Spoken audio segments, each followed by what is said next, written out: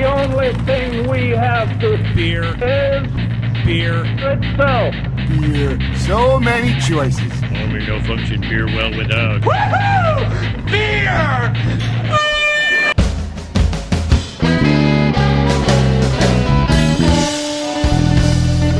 Hello and welcome to quite possibly the most special episode of Beer Busters we have ever done. It is this centennial celebration at our perennial location. This is the 100th episode of Beer Busters Podcast. I am Dan Baker, joined as always by my co-host and brewologist, Steph Hefner. And we can't forget the demented and fermented, Wayne Baker. And we are here. We made it somehow. We're at 100 episodes, and it's been... Holy crap. It's been an incredible ride. It's been fantastic. Old friends, new friends are here in the building tonight, and we actually have speakers so everybody here can listen to us while we're enjoying some great food at, of course, Canal Street. This is our hometown main spot. This is where a lot of the fun happens. This is where the magic happens. We meet a lot of cool people here, and it's great to be back in. Of course, we're going to get Dusty on at some point. Of course. None of this is possible without I just want to remind my fellow podcasters that for the first time ever, everyone can hear us the whole time. Let's not forget that everything we say tonight is actually being broadcast to a large group of people. This is a first for us, so we have to watch ourselves. Or not. Oh, gee, thanks. And you know what? It's no surprise right there that the first F-bomb comes from Trevor. But before we get to that, we have to, of course, say that none of this would be possible, of course, without the love and support we get from Audible. You can go to audibletrial.com/beerbuster, sign up for that free 30-day trial of your Audible account where you get to download, listen to, and keep an audiobook of your choosing. There's a lot to choose from, and enjoy it. There's other things I want to talk about. Just go to Audible. Yeah, do that. And while you're doing things like that, you can also go to patreon.com/beerbusters just to help support the podcast, continue to keep this train running. Although being here tonight is support enough. But, you know, if you still have extra money that's weighing you down that you just want to get off your hands, we'll be happy to take that. In the meantime, buy raffle tickets, I feel. Yeah. Yes. Has everybody seen the raffle prizes? Yeah, there's a lot of really cool because stuff. I am jealous. And, so is it hard to hear? All right, it's a little hard to hear. Let's turn it up a little bit. How's that? Is that better? All right, thanks, Greg. Thanks, Greg. So, definitely check out the raffle prizes because they are friggin' spectacular, and we hope that whoever wins them shares some of them with us because that would be cool. Yeah, especially that six-pack Purple Monkey dishwasher that is over on the table. I tried to hide it from him. There's no hiding that from me. I can spot it a mile away. I'm like a hawk. The prize pack is already missing one glass. Oops, I should have said that out loud. You weren't supposed to say that. Oh, man. Because they've never given us free glasses before. Well, they have. Just some of our roommates decide they're going to break them. Speaking of them, for our listeners at home. Yes. We should probably just get the show on the road. We've got one representative from quite possibly the... there's no quite possibly about it. The brewery that's been on the most. We have Trevor here from Evil Genius, and we could not have done a lot of things that we have done had it not been for you. Oh, and there's also this. International Trevor. That's right. That is me. It's the man himself. That is you. Yeah. So we have Trevor here. Luke was supposed to be here, but unfortunately had some car troubles. So we found an even bigger and better replacement. Yes, we did, exactly. We are replaced. bigger. I didn't mean it that way. Man, I'm a bitch. Oh, wow. Man. We're doing great already, and we're not even 10 minutes in. But yeah, we're deciding that we're going to mix the Evil Genius with the Mad Chef himself. Francisco is here also. How you doing, guys? Thank you so much for coming up to the table and coming out. And you donated something to the raffle table that we didn't even know you were going to bring. Surprise. It was a surprise donation. So thank you for that. No problem, guys. Always. And it's not your pantalones en fuego, though. En fuego, which I wanted to bring, but they told me to not get it. Pantalones, indeed. Yeah, so That would have been the best prize ever. I think but so.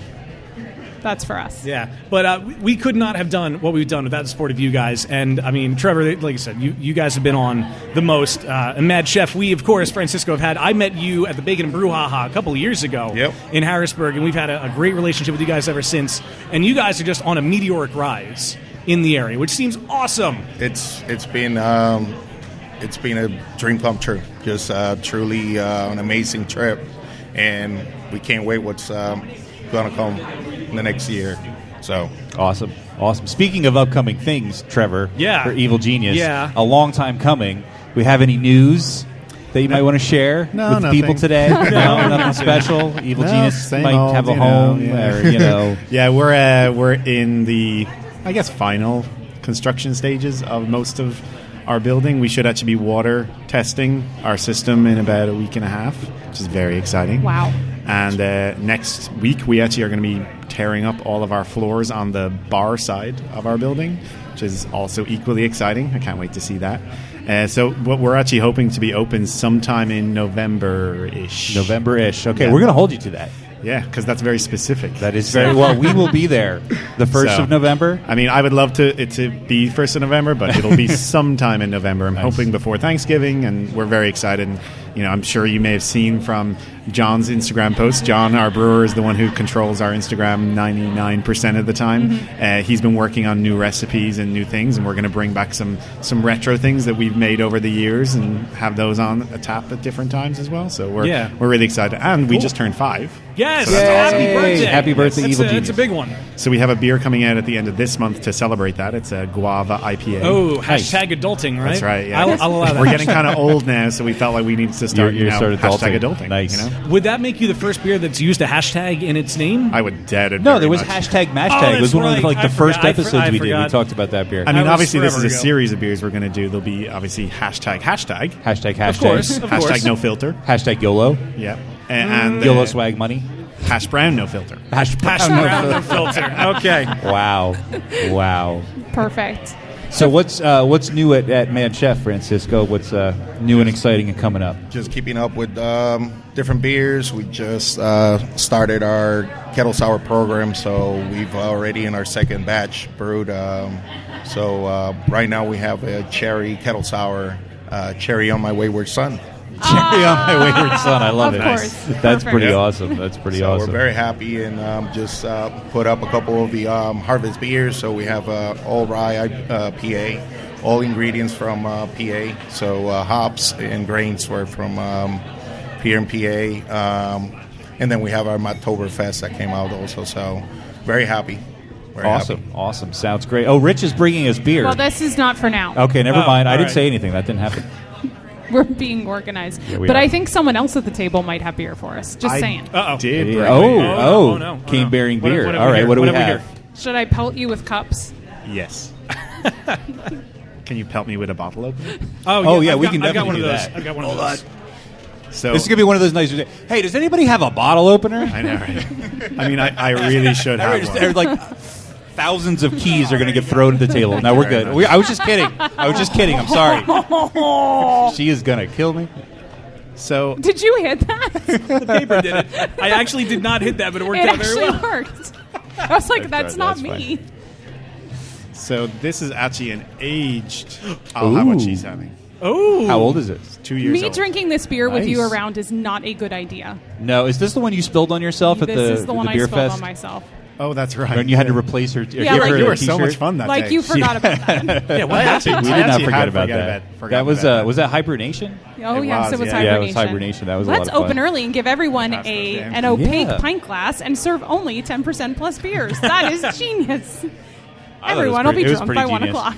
They had pretzels. I mean, Oh, this smells incredible. So I'll be honest with you, I haven't tried the aged version in like 6 months. So I'm flying as blind as you are. All right. okay, awesome. So it tasted pretty good 6 months ago. I think the hazelnut has kind of mellowed a little bit, but I'm interested to try it myself. So I hope it's good. And, And not you said it's awful. Ooh. what year is it if it's aged? It's January 2015, so it's not quite 2 years, but coming up on it. getting there. Well, we'll give it some credit. 9.4% still. oh, I Oh, remember. Yeah, so let's chug it. We're good. It's not like we have a whole evening ahead of us. But I was just trying to. We had nothing really new right now to bring that you haven't had before, because you've had almost everything, and Pretty much. our anniversary isn't out yet. So I was like, what do I have in the cellar that I can throw on ice in the car right up here, and we can maybe drink and hopefully taste good. And this worked Nice. out. And it tastes very, very good. This It is is quite incredible. tasty. It is good. Yeah, it definitely. I love it. that- Has mellowed a bit, like you said. Like Yeah. it's not And as it's even more easy to drink now. Exactly. Damn you, Trevor. We actually we've aged some kegs of this from last year, as well as some kegs of Santa I Know Him, which we've been testing them out every now and then. They taste the Santa I Know Him because it's a saison with black currants as well as chamomile, and it's become like almost a completely different beer, but in such a great way. So when we have our bar open, we'll be doing some verticals and showing some aged stuff out there. So I'm excited Sometime for in that. November. Sometime in November. Sometime in November. Don't forget the ish. Yes. That's If you need very anybody important. to hold the keys for you, just let me know. November-ish.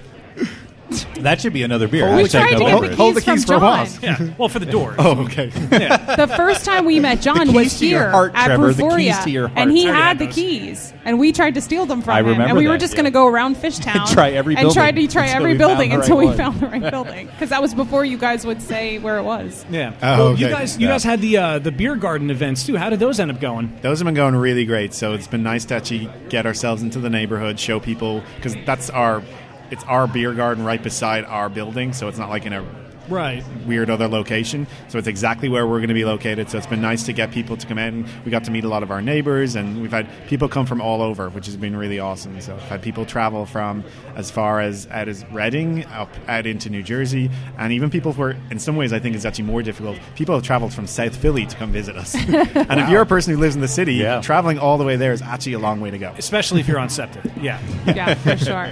So, Francisco, you guys have been having a lot of fun events at the brewery, lots of live music. And are you doing trivia now, I saw? We are doing Which has trivia been a every pretty Monday. big hit from what Yep. I'm seeing. Nice. Do you have any other things in the work? Any beer We have releases or events coming up? We do have a big event for the whole month of October.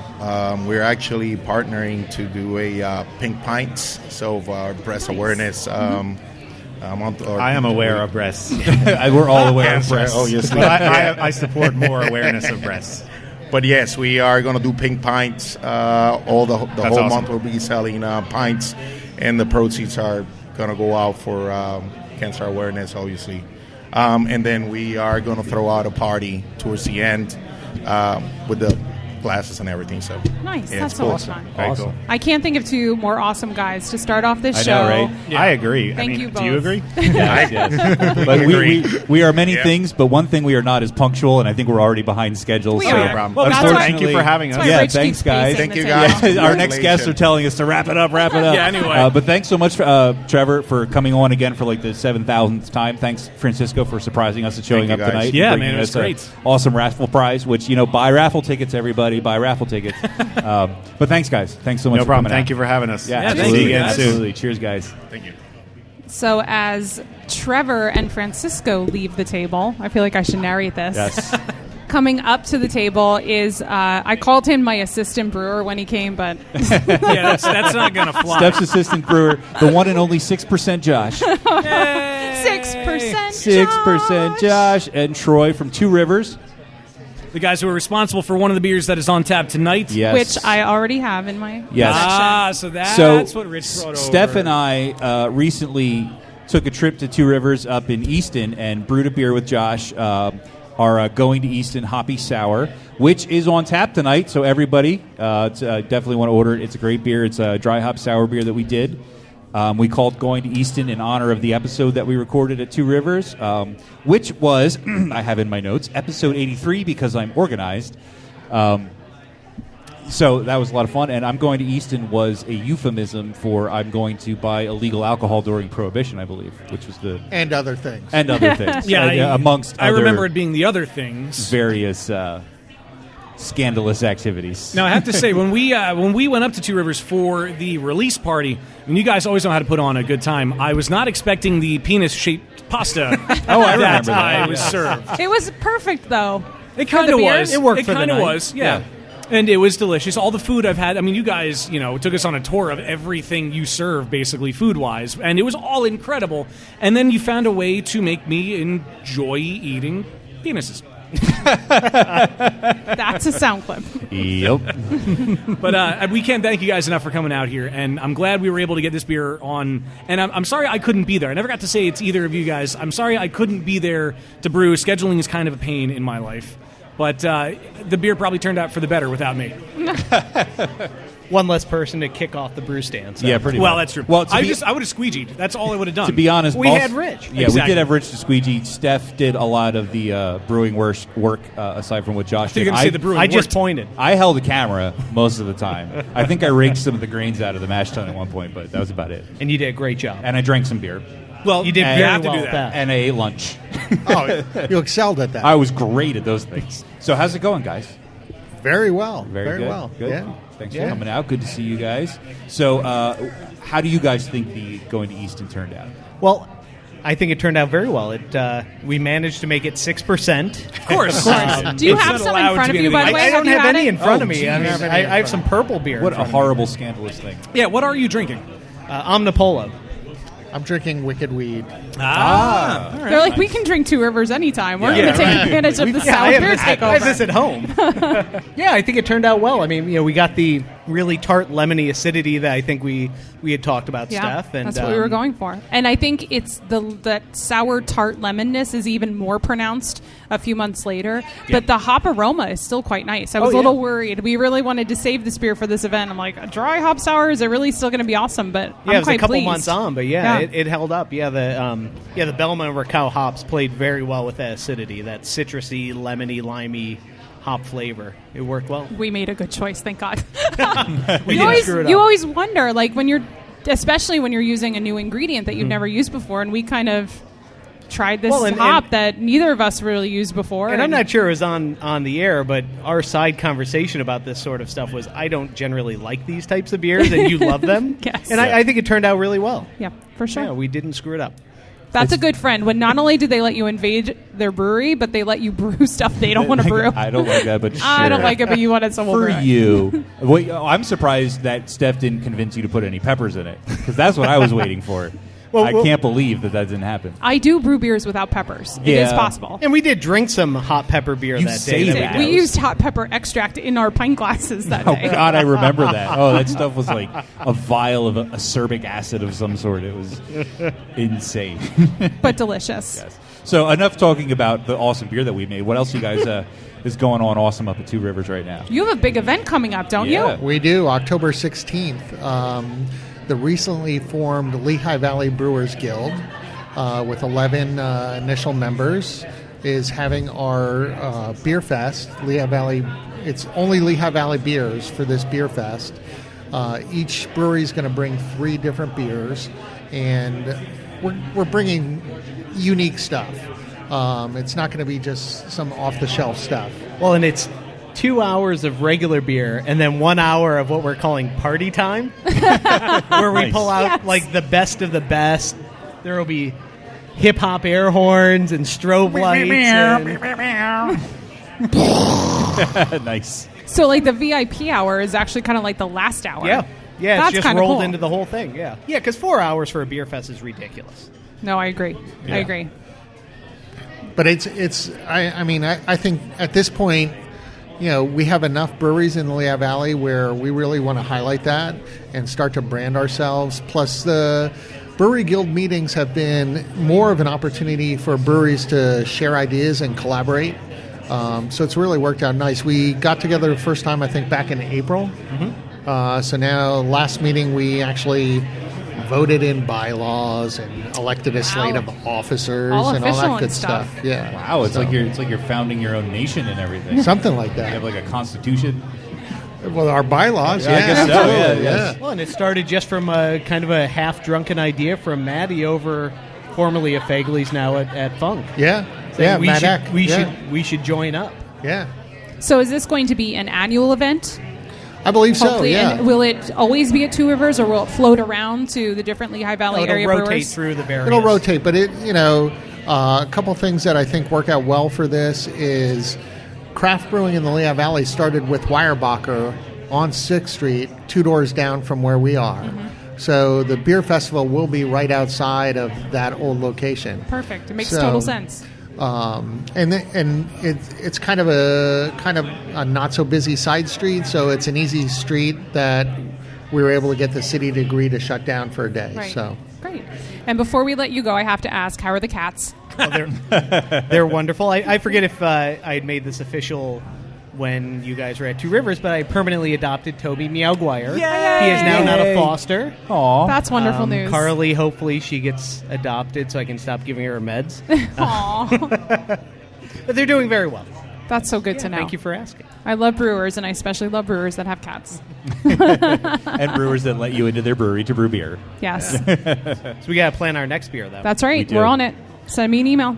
We can do something besides a hoppy sour. Off the top of your head, what would you brew? What's the next? Kolsch. Let's do a Kolsch. Wow. Deal. All right. We're brewing. Sure.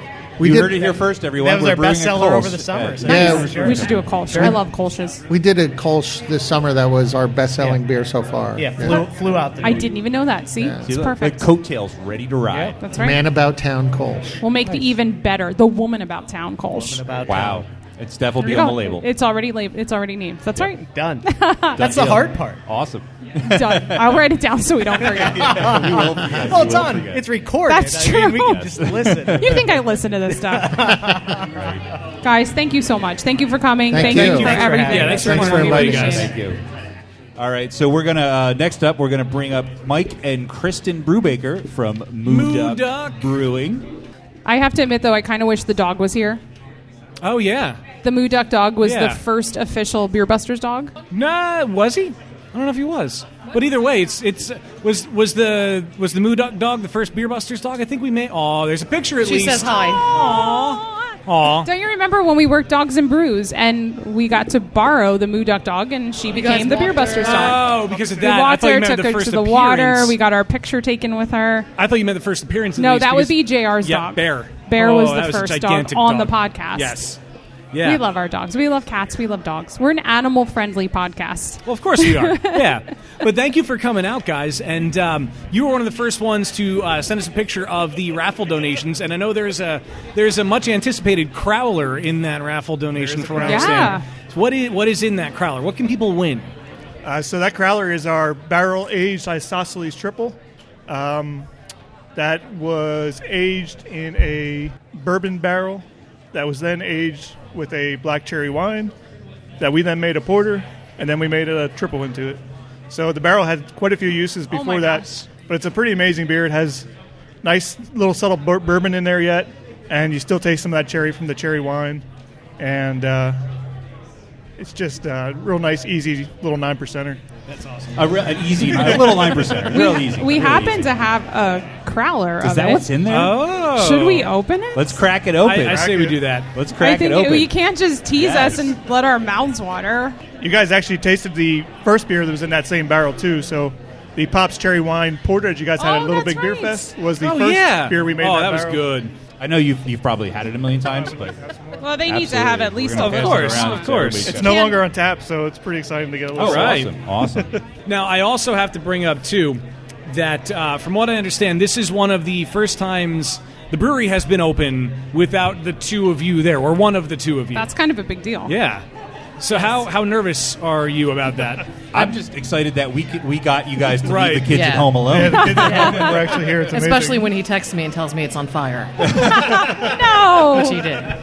No, that's hilarious. not right. I love that. That's not right at all. And somebody has a black eye, and what Yeah, else was it? yeah, It's a whole that's big long although, story. although we to be made fair, up. you guys deserve to have a night out, a night Yeah, off this is like a date together. night for you guys. A Friday night away. Yeah. Whoa, things are getting violent. I'm excited to try this beer. This beer is incredible. Now, what was in this barrel? It was a bourbon barrel. It was a there bourbon wine. white barrel, and then a Oh, my local God. vineyard made a black cherry wine in it, and then we got it off of them and made a porter in it, and now we made a And now you triple put a triple in it. into that as same, well. Same barrel. Wow. And you get hints of Everything. all of It's that. very complex. Holy Yeah. crap. Yeah, yeah. Wow. How do And you do it? Luck of the barrel. Luck of the barrel. Wow. Yeah, that's a good way to put it. And Yeah. speaking of barrels, you guys have another anniversary coming up. It seems like we were just at your last know, right? I know anniversary. that was like a week ago. What happened? and the second one is coming up. Second one is coming up November 5th. Of course, we're having another all-day celebration, with the big feature being the release of our King Slava, our original bourbon barrel stout. So it's back again for year 2. Nice.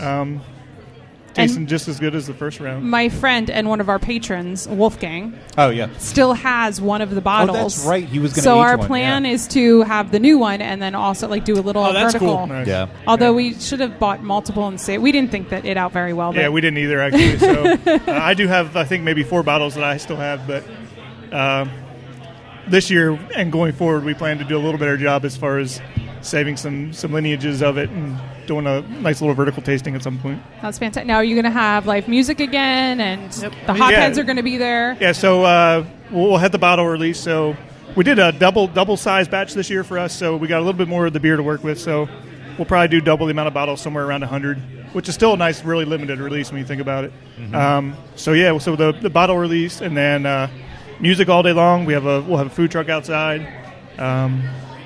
He's releasing 3 small batches of that beer throughout the day. Ooh, So at now 3 that's- different- yeah. So- As of now, we're planning like a 1 o'clock, a 3:30, and maybe like a 6 o'clock. Just 6 of each time. Ooh. What they'll be at, I'm not sure yet, but we'll figure something out. There'll probably be some coffee, some chocolate, and some all peppers. the, That's the trifecta right Of course, there. it's the peppers. Oh, come on, Coffee, guys. chocolate, peppers. Come on. We're getting pretty good at the small batch thing. Every week he has one on Fridays. Oh yeah, that's awesome. That's really exciting when you can go to a brewery and have something new and different, and like experimental, like once a week. All right. That's All really right, awesome. one more thing. We mentioned that this was in a crowler, but that's kind of a big deal. Actually, yes. We kind of glanced right over that. We buried the lead there. Sorry. So you guys now sell crowlers. We do. Yay. People are very excited. We sell a lot of growlers. We sell a lot of growlers, and it's just another good option for people to get beer to go. Especially with our location by the train station, where we've had people coming in looking for 6-packs, and maybe they don't want to invest in a growler that they're probably never going to use again. So in those cases, to take for the train ride, they crack open a couple growlers, and it So really works perfect. perfect. Yeah, And they're really cute. Everybody loves the I crowler. really like the logo. I still get caught up on It's that. still It's one of my awesome. Oh, and I don't know if I told you guys this, and maybe you saw it on Facebook. Last fall, Rich and I were at the place up in the Poconos where you guys used to work. Peak. Oh, cool. Yeah, that's We awesome. were actually there because we're like, we have to stop in. 'Cause Yeah, that's where. right? That's where we met. That's right. I remembered that story, so I wanted to tell you guys Nice. that. Well, I have to snap your picture Well, of course. Before you go. on air before you guys go. So if you Yes. can cuddle and pretend it's date night for a moment. Is that all right, Kristen? Oh, look, we're capturing an intimate moment there. Oh, isn't that And now lovely? she'll pull away really quickly. I feel like, okay, I've had And I enough. think Wayne has a shirt for you to sign. But I do guys, have a shirt for you to sign, Thank you because I so keep forgetting much. these things. You're awesome. Yeah, thank you you for guys. thanks for coming out. Thanks for all Yeah, the thank you. support. Congratulations on 2 And years. yes. Thank you. That is amazing. So no small feat to reach that. And I think while we're transitioning to our next guests, we had a couple of guests that weren't able to make it this evening, but we've set up a phone number where you can call us and leave us a message. Yeah. Isn't that fun? We're debating on how much we're regretting that. But no, we had some people call and leave us a message who couldn't make it tonight, so we're going to be playing some of those throughout the evening. So we're going to start with whatever Dan's got queued up over here. Let's go with this one. Hello, Beer Busters Podcast. This is Joe Man, the one and only That's No Baloney from Richmond, Virginia, calling in on your hotline. So what is my favorite Beer Buster moment? There are so many to choose from the misuse of the word smooth from Dan to the happy fun time games from Wayne. And Wayne, you got to dial that down. I got an hour and a half commute to work every day, and holding my pee that long and making not laughing and wetting myself is just a little bit challenging. And Steph's knowledge on beer, I'd have to say my favorite moment is not a moment really. Meeting you guys in person, even meeting 2/3 of you guys in person is only slightly better than hearing you coming through my radio on my way to work. You guys are great, keep up good work, and I appreciate everything you guys do, and I hope I don't sound like crap on the radio. Yes, Joe Man. I That love was it. Joe Man, one of our That best was so sweet. listeners ever. Thank you, Joe Man. Yes. We really appreciate it. And Steph had given Wayne and I some beer recently, and some of the beers that we had were Joe Man's. They were incredible. There was a watermelon something or other, and there was a Flanders sour in there, and it was all really good. So very talented home brewer as well. We love Joe Man. We also had a book put together that Steph had made with a collection of photographs of us throughout the years in our many beer ventures. And you can see Joe Man in there. You can see me, Steph, and Joe Man in front of Victory when we actually first met him. On my birthday. On your birthday. Oh, that's It was right. my birthday. It was Best your birthday birthday. present ever, Joe Man. Which is pretty awesome. I So wasn't cheers there to for Joe that. Man. Thanks Yes. for calling us. Thanks for leaving us a message. And we're going to move along now with our buddies here from Hijinks. So you guys, well, first off, we have to say thank you for coming out tonight. Thank you for all the support you guys have given us. Thanks for having us. And now I know you guys also contributed to the raffle table, and you were kind enough to bring something else. Indeed. Yes. Now you guys recently started canning, fairly recently-ish. December-ish, yeah. Give or take. How has that been going so far? Awesome. Good. It's exciting to see the people not being afraid to get cans, and the beer is so much better protected in the cans, and people love it in the can. Sorry, Amen. just saying. Everybody does. But today actually, the beer I brought for you guys was actually canned this morning. Nice. Ooh. So it doesn't get any Fresh fresher in the than can. that. Ooh, man. Nice. And this, what is this? Now, do you guys want some too? Absolutely. You've got full pints, but I mean, why not? I know. Why should I even ask? I like beer. While Steph is pouring the beer here, we have a new guest with us Yes. from Hijinks who I hasn't been on the apologize show for not, before. introducing you. You've all heard Kurt before, so we've heard everything he has to say. But we have Kevin with us as well. That's right. And so, what is your role at the brewery? And A tasting room manager. there you go. Okay, that's a very I thought you important were job. going to say taster at first. That's what I was thinking too. Well, quality assurance is part of all of our jobs. Of course. Yeah, He does a great job of tasting. I promise. I'm sure he does. So this, I have to say, has always been my favorite Hijinks beer. And Kurt, I think you know that. I did. That's still why I brought you a remember. 6. I still remember the first time I ever had this beer, and every time I would come in, I would ask you, "Is it on? Is it on?" And those times you would say no. I would be very upset. My and I'm apologies so for those excited that times. it's in a can now. Yeah, stop talking about it and start passing. Well, it. Come on, my give me arms beer. only reach so far. I don't know that I've had this beer. What? I know. Just smell it. 'Cause I don't think we had it when we were there. Just Oh my smell it. God! Holy crap. It smells so good. It's amazing. So this is an English brown porter made with a locally roasted organic Honduran coffee. The coffee is roasted about 20 minutes from the brewery. Oh, wow. Does a great job. It's a custom roast just so we can get these flavors and aromas out of it. And it smells, well, I'll let you... It's amazing. It's perfect. I'm actually really glad that John Stemler's not here yet because I think it's as good as COB, and that's one of my favorite coffee beers. And I think that's why I love it so much. I love the idea of a brown. A coffee brown. With coffee. Yeah, Because so many people do coffee porters. But the idea that it's a brown porter, and it's a little thinner, and it's a little... More drinkable. Yeah, exactly. It's super... Now, what's the ABV on this? Because I know COB is like pretty 27. This is 5%. Oh, good. Wow, Thank- really? Not that Thank you. bad. 5%. Thank Nice. you. Yeah, we've had some high ones so far, and it's still kind of early. Yeah, we started off a little rough. We did. So, Kevin, I'm curious to know, how long have you been with Hijinks? Were you there from the beginning, or...? No, actually, I started as a customer. Oh, that's the best way to start. That's amazing. And I was I'm a teacher by trade, but also bartend on the side. And Okay. So we started talking, and Kurt knows that I really like beer and have a passion for it. So we came to an agreement. So. Perfect. That's Very nice, awesome. very nice. And you guys have a pretty interesting event coming up. Did I see you have a disc golf tournament? We do. We have a disc golf tournament coming up October 15th. It's at Villas Crossing Golf Course in Tamaqua. It should be a fun event. It's going to be a booze-fueled day. As disc golf should be. As it should be. That's the only way you can play disc golf. Yeah, after the tournament itself, there's going to be an after party. They have live music, and we're going to have trophies, and they have a big bonfire circle, so it's going to be fun. Nice. Now, are you guys going to play? I actually played my best round ever at this course, so I might. Nice. Well, because we saw you at Liberty, and you played, what's the game where you throw the beanbags? Cornhole. Cornhole. Yes. You guys did well the first time, and then the second time not so much. Yeah, But I I don't know think if you were drinking as you went on, or It happens. and it was a family affair. You guys had your family there as well. My wife and son were there, yeah. Nice. So you get in the action. I love it. So I did put in my notes here the episodes that all of our guests had been on previously. I've kind of forgotten about it as we've been talking, but I did want to mention because we were episode 68 was Journey in Every Sip when we were at Hijinks Brewery, but we also had Chris here at Breforia 13 right in this very building. So Yes. I just wanted to give a shout out because he couldn't be here this evening. He wanted to be. We had to package some beer for tomorrow. We have an Someone event. had to work. Yeah, we had an event tomorrow. We did WDIY, the local NPR station, ran a homebrew competition, and the winners of that homebrew competition came in to brew with us, and we're releasing that beer tomorrow. Nice. So Oh, awesome. he has to That's package really cool. that beer tonight. Well, the beer is more So he would important. love to Chris, be here. we miss you. No, he Yeah. would love to be here, but But I remember when you see we were talking about the quilts. There was something about the quilt.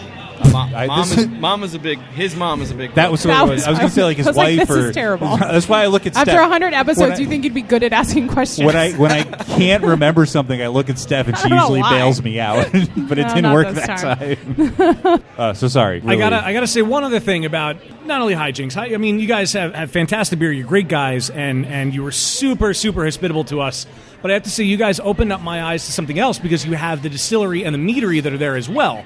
So not only did we have episode 68, we had episode 68.5. That's right. Which featured the guys from, I forget the names. County Seat. County Seat and Colony Meadery. See, I bailed him out. I remembered that. Can we not talk about the later editions? 'Cause I think I was a little intoxicated at that point. You were, yeah, it happened. Well, you also opened some barrels while we were there, too. That was fun. That was I have some incredible. epic pictures of you, like, straddling barrels with a siphon in your hands.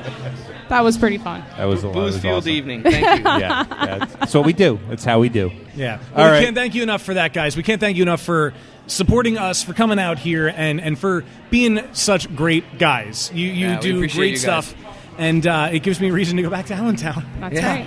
We love Allentown. We'll be drinking there in Allentown. Of course, exactly. Guys, thank you so much Yeah, for coming out cheers. here and coming up Cheers, to the guys. table. Thank you with us. so much. Yeah, thanks for having us. Looking at the lineup, the next guest we have coming up to the table, I'm a little scared.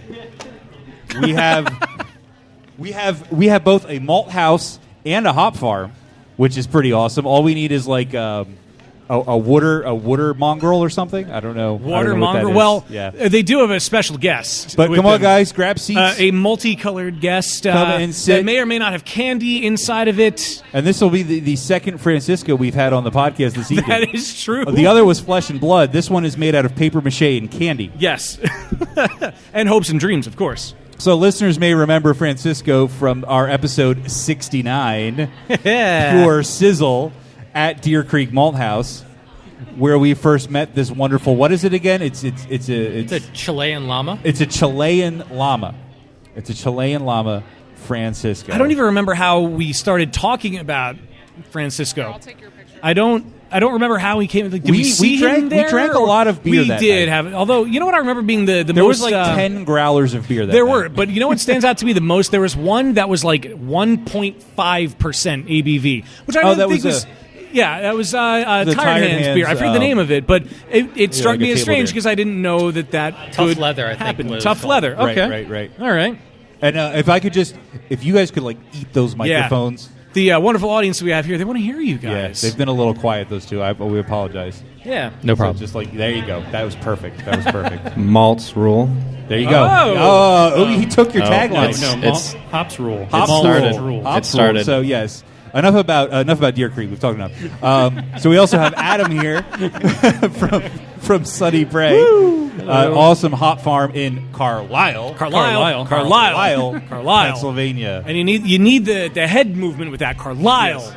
That's how the locals do it. Okay. Yes. Which Cool. we learned on episode 71 at Molly Pitcher when Adam first joined us. Yes. And then we went to that hop farm on episode 72, which was entitled Hops Rule. Rule. Of course. Of course. And I still have to say, I think you hold the record now for being the only guest to home cook us a meal. Oh, which, yeah. as that somebody, was amazing. As somebody whose diet mainly consists of Hot Pockets and frozen pizza, Yeah. I really appreciate that. I mean, pinatas are great and everything, Oh, of but course. nothing beats a home cooked meal.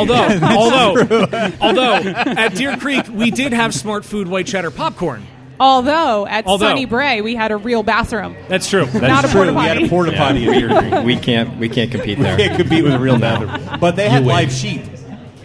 We had chickens. Yeah, That's we right. had You did have chickens. We probably gave you eggs too I when totally you left. no, we didn't take eggs home with us. Oh, and the But we cookies. had- You had Oh, cookies. cookies. You had Fucking fresh baked cookies. cookies. fucking Smoke on. delicious cookies, and we had. Is this whole interview just going to be a comparison? Who's better? I don't know what's going on. We also had chili Yep. from a cow that was butchered like right up the street, That's right. It was our neighbor's cow that Yeah. we bought.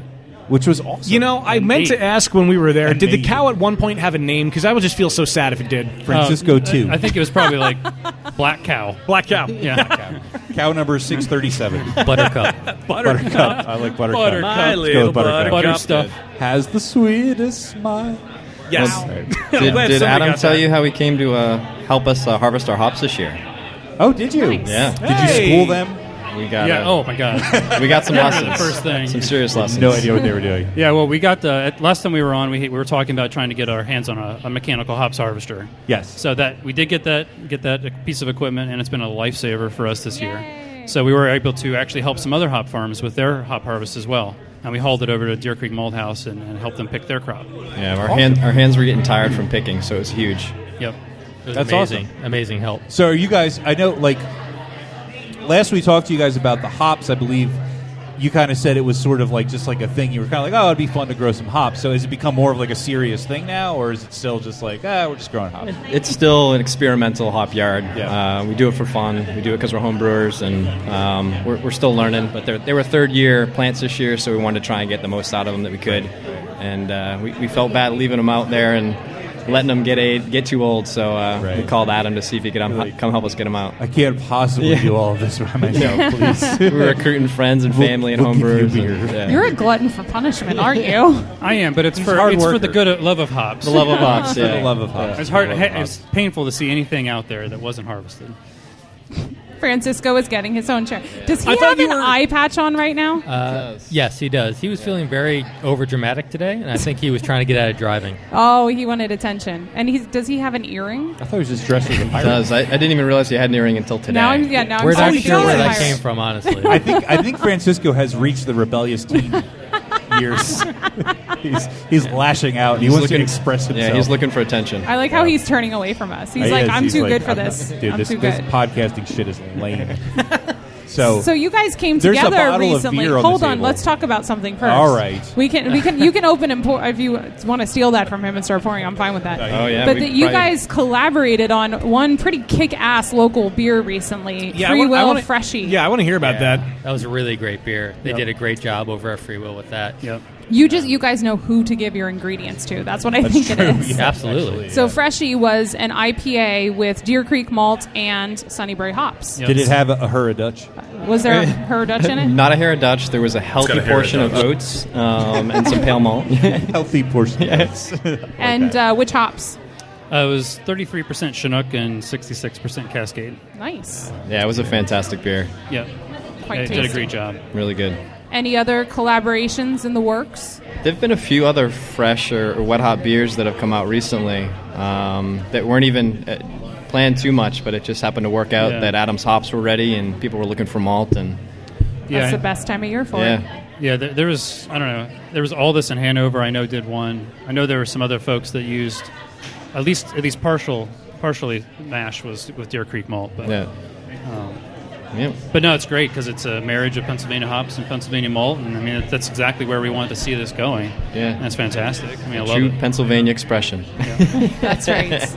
And there's something to be said about keeping the local culture. So I definitely appreciate you guys doing that part. I mean, you don't really hear very much. You hear about, I got my West Coast hops, or I got my New Zealand this or that, but to have it be super local and sourced from guys that you actually know, and we can't forget the maltsters, of course, but to have it all come from a local business and people who you can sit down and drink the beer with afterwards and not have to worry about them like jumping on a plane back somewhere. It's super cool. Yeah. And the brewers get to come out to the malt house. They get Yeah. to see the malt being made. They get to come out to the hop farm. Yeah. Everyone gets a lot of education, and it's a great time. And you can be involved in literally every part of the process of the beer, from growing the hops and the malt to drinking it afterwards and regretting your decisions from the night. But it's all there, and it's great to see such a local, vibrant community of guys like yourselves coming together. Have you tried this? I haven't taken a sip yet. It's like tart smoked salami. It smells like bologna. So good. Yeah, we brought you something weird. Is it safe for me to drink? Absolutely. Okay. This was a little flavor experiment that we did. It's a smoked saison. Whoa! What did I just put in my mouth? Yeah, it's confusing. You got to let it marinate a Is little. this something you guys did at your place? It is, yeah. We'd started smoking some malts on a small scale basis and just trying to figure out something to do with it. I had some bug culture from East Coast yeast and kind of made a really basic lactic base for it, and then threw in the cultures and some smoked malt, and it's very complex and interesting. Super tart, I like super it, but I smoky. feel like I shouldn't. Yeah, It's really- To be absolutely. honest. It's very Absolutely. confusing. I have It's to very be unique. honest. I love it. Does it have a name? The Vapors. The Vapors. After the Biz Marquee song. All right. And I have That's to a little say, more cool, you I guess. guys literally have the best Instagram feed ever. Keep the videos coming. I love them. Usually Instagram is like this for me, just like. But I always stop with yours. Your videos are hilarious. I love them. Come on, get on that, Adam. I think they're okay. We need some Hops Rules Well, raps or something. we tried to get Adam to do a little skit when he was down, but we got too busy. We were working too hard. It didn't happen. That should have been a priority. I'm sorry, guys. I'm sorry. It's that work ethic, hop farmer versus That's maltster. right. We had to bring our work ethic up a little bit and bring the play down a little while he was in town. So That's why Francisco is in such a sour mood. Exactly. Yeah. This is interesting. I I'm love it. excited about the smoke. I don't know that I've had anything like this ever before. So the way I describe it is a ham-wrapped warhead? Yes, exactly. That's perfect. I was going to say like sweet tarts and Lebanon bologna, Yeah, but I think you're that's more what I on was point. thinking. Yeah, That's more of a Pennsylvania description for the beer. Well, it's actually. appropriate. It is appropriate. One last note. Yeah, I just noticed you're wearing a Sunny Bray Hop shirt. I have a Sunny Bray Hop shirt. I have one as well. You're wearing a Deer Creek Malt shirt. I have a Deer Creek Malt I shirt. have one as well. Two of my favorite T-shirts ever. Yes. Wow. I just got to say. And Awesome. GK Visual, is that what that is? Yeah, GK Visual. Okay. Out of Harrisburg. Yeah, I don't have We one. watched that. The documentary Yeah. from Harrisburg. I don't have one of those shirts. Yeah. I'm getting my first Sunny Bray Hop T-shirt today, so I'm excited. Wait, you don't have one yet? I'm getting my first Deer Creek Malt shirt. Yeah, we're so doing it's a big change. Wow, I know. and all of you guys could get Beer I was Busters just gonna 100th say. episode T-shirts Already got. for the low price of $15. Available Adam just was one here of the tonight. first, actually. Thank you. Take my money. Take my money. Shut up and take my money. I have that meme saved on my phone just in case. There is You never literally know. there is a daily use for that meme. Trust me. Yes, there is. On that note, Yes. On that note, guys, thank you so much for the continued support. Thank you for doing what you do. Thank you for the beer. Thank you for stepping up to the table. Hold Thank on. you for Hold on. Something's about to happen. What? Real quick There's before we go. conspiracy. Yes, real quick. We did bring you a gift to commemorate we got presents. your Okay. 100th episode. Oh. I know from time to time you probably know we do a little malt art either on the floor Yes. or we make some stuff on the desktop. So we made you something that is a little more permanent. What is You're gonna have to see how you're gonna share this, but we got to take a look at Sure, this. there's no share in this relationship. If you have like a Beer tough Busters the tough dungeon part to about put it malt in art is you make it and then it goes I away. love how but it's wrapped, by the way. we try to preserve this one for you. Anyone here? Holy shit, Oh, that is that's the so coolest cool. thing I've ever seen. It's the Beer Busters logo made out of malt. How awesome is that? Hey! Oh, that's so cool. Oh, you guys are the best. guys, thank you so much. That is the coolest thing. And there's a message on the back, and we're getting real photographs of it. That is so cool, guys. Thank you so much. Oh, that's for that. awesome. Thank you. You guys do that's amazing work, great. and Yeah, congratulations on your it's a 100th. big day. So. Thank you. Oh, Thank thank you you, so guys. much. That is so cool. I love that. Oh, That is Yay. amazing.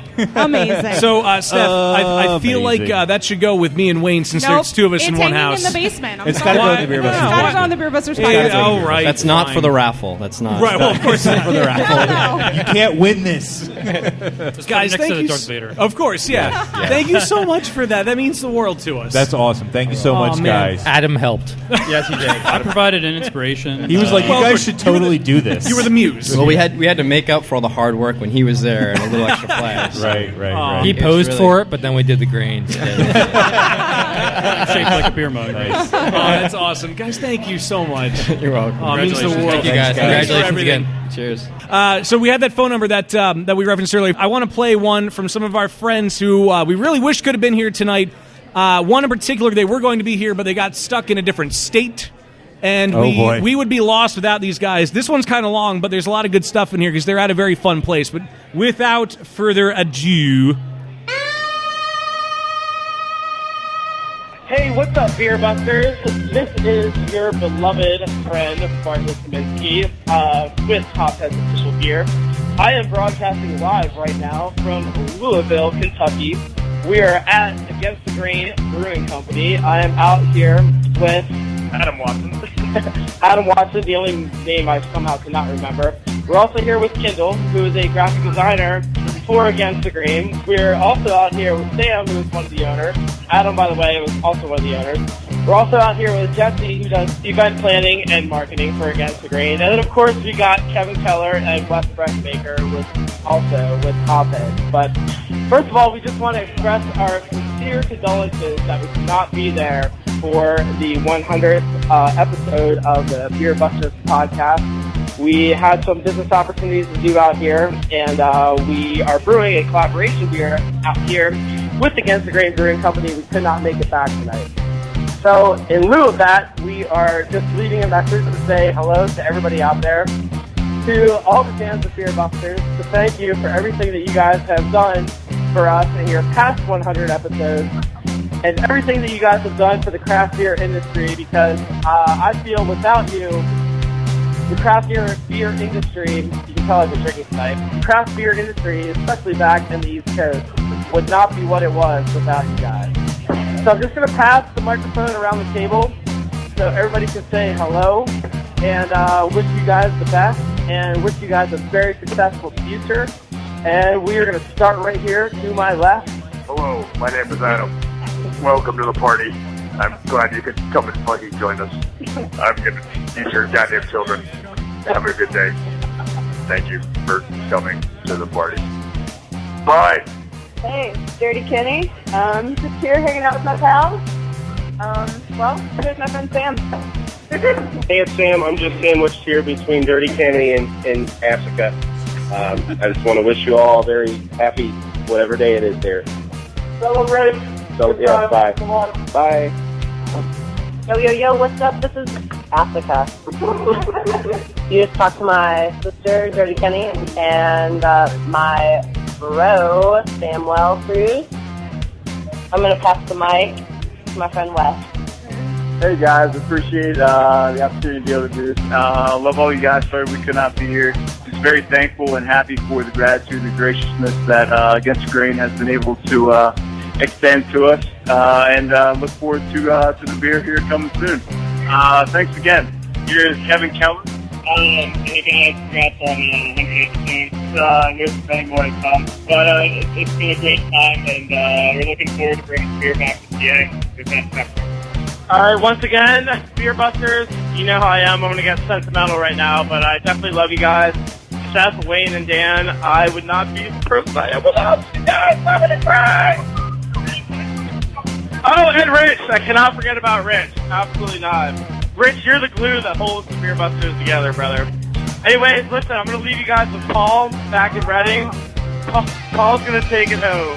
Love you guys. Peace out. Much love from Louisville, Kentucky.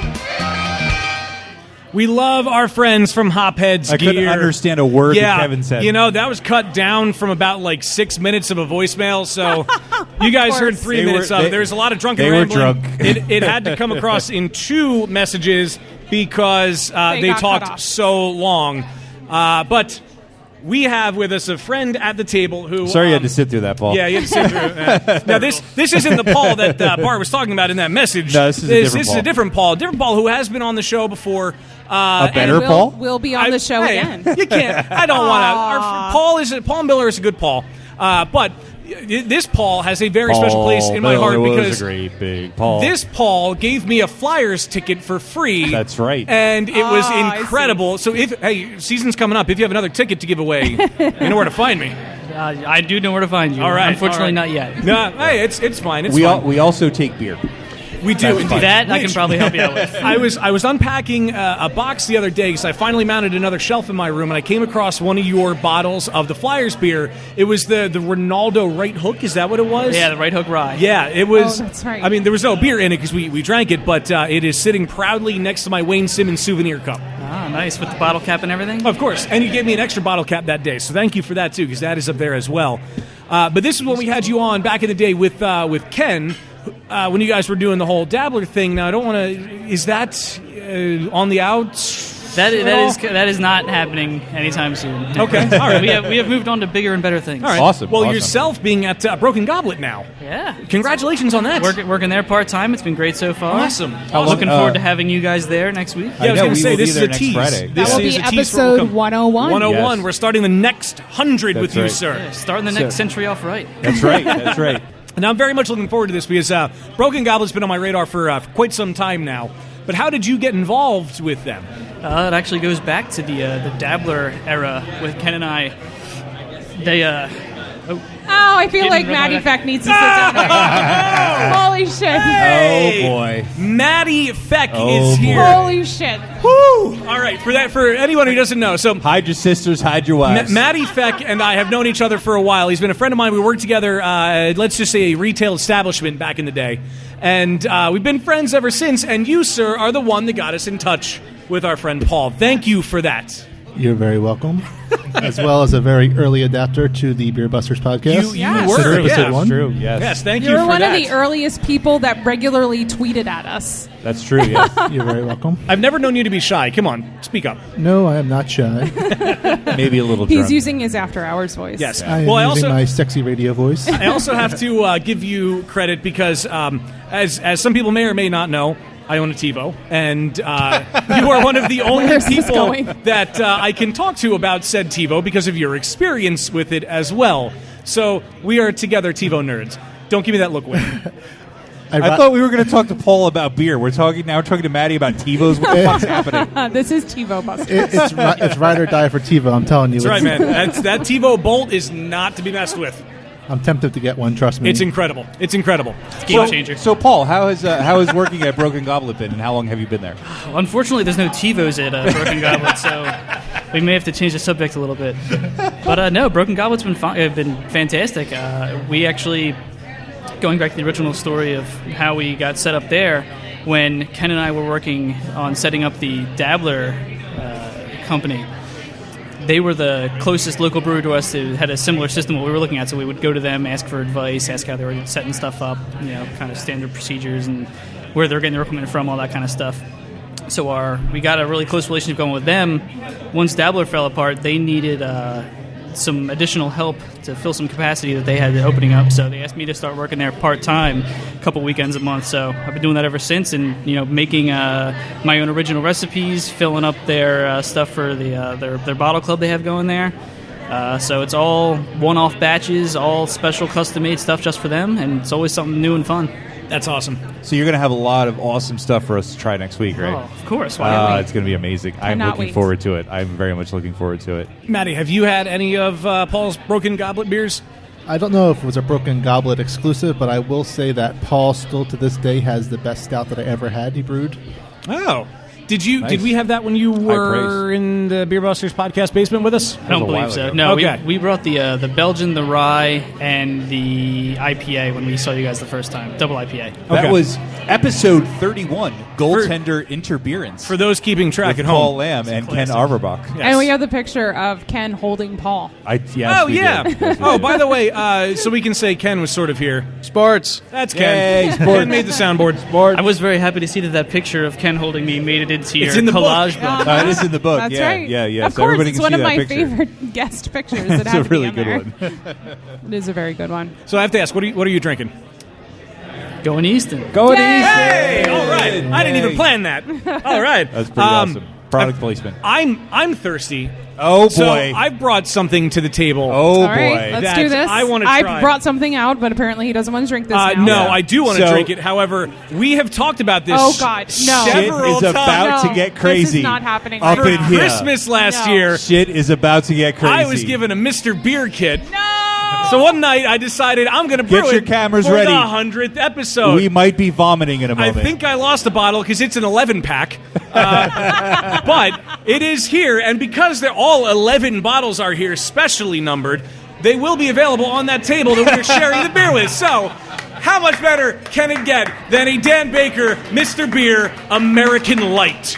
Yes, homebrew at its finest. At its questionablest. Open at your own risk. Yes. Yes. Fermented in plastic bottles It's even in the plastic screw top bottle. with Oh, instant yeah. beer pellets. Yes. So I'm glad that we could, Paul, when you were at the table, you that guys we could, have we to could drink have this. this Of as course. well, so- Of course. You act as though those mini cups are are enough. these- I have 11 750 people milliliter use bottles cups. of this thing. And I Sorry got to about give a that. shout out to Dusty for giving me ice so I could actually keep it cool for the podcast. I have to It did say. go Oh, it did?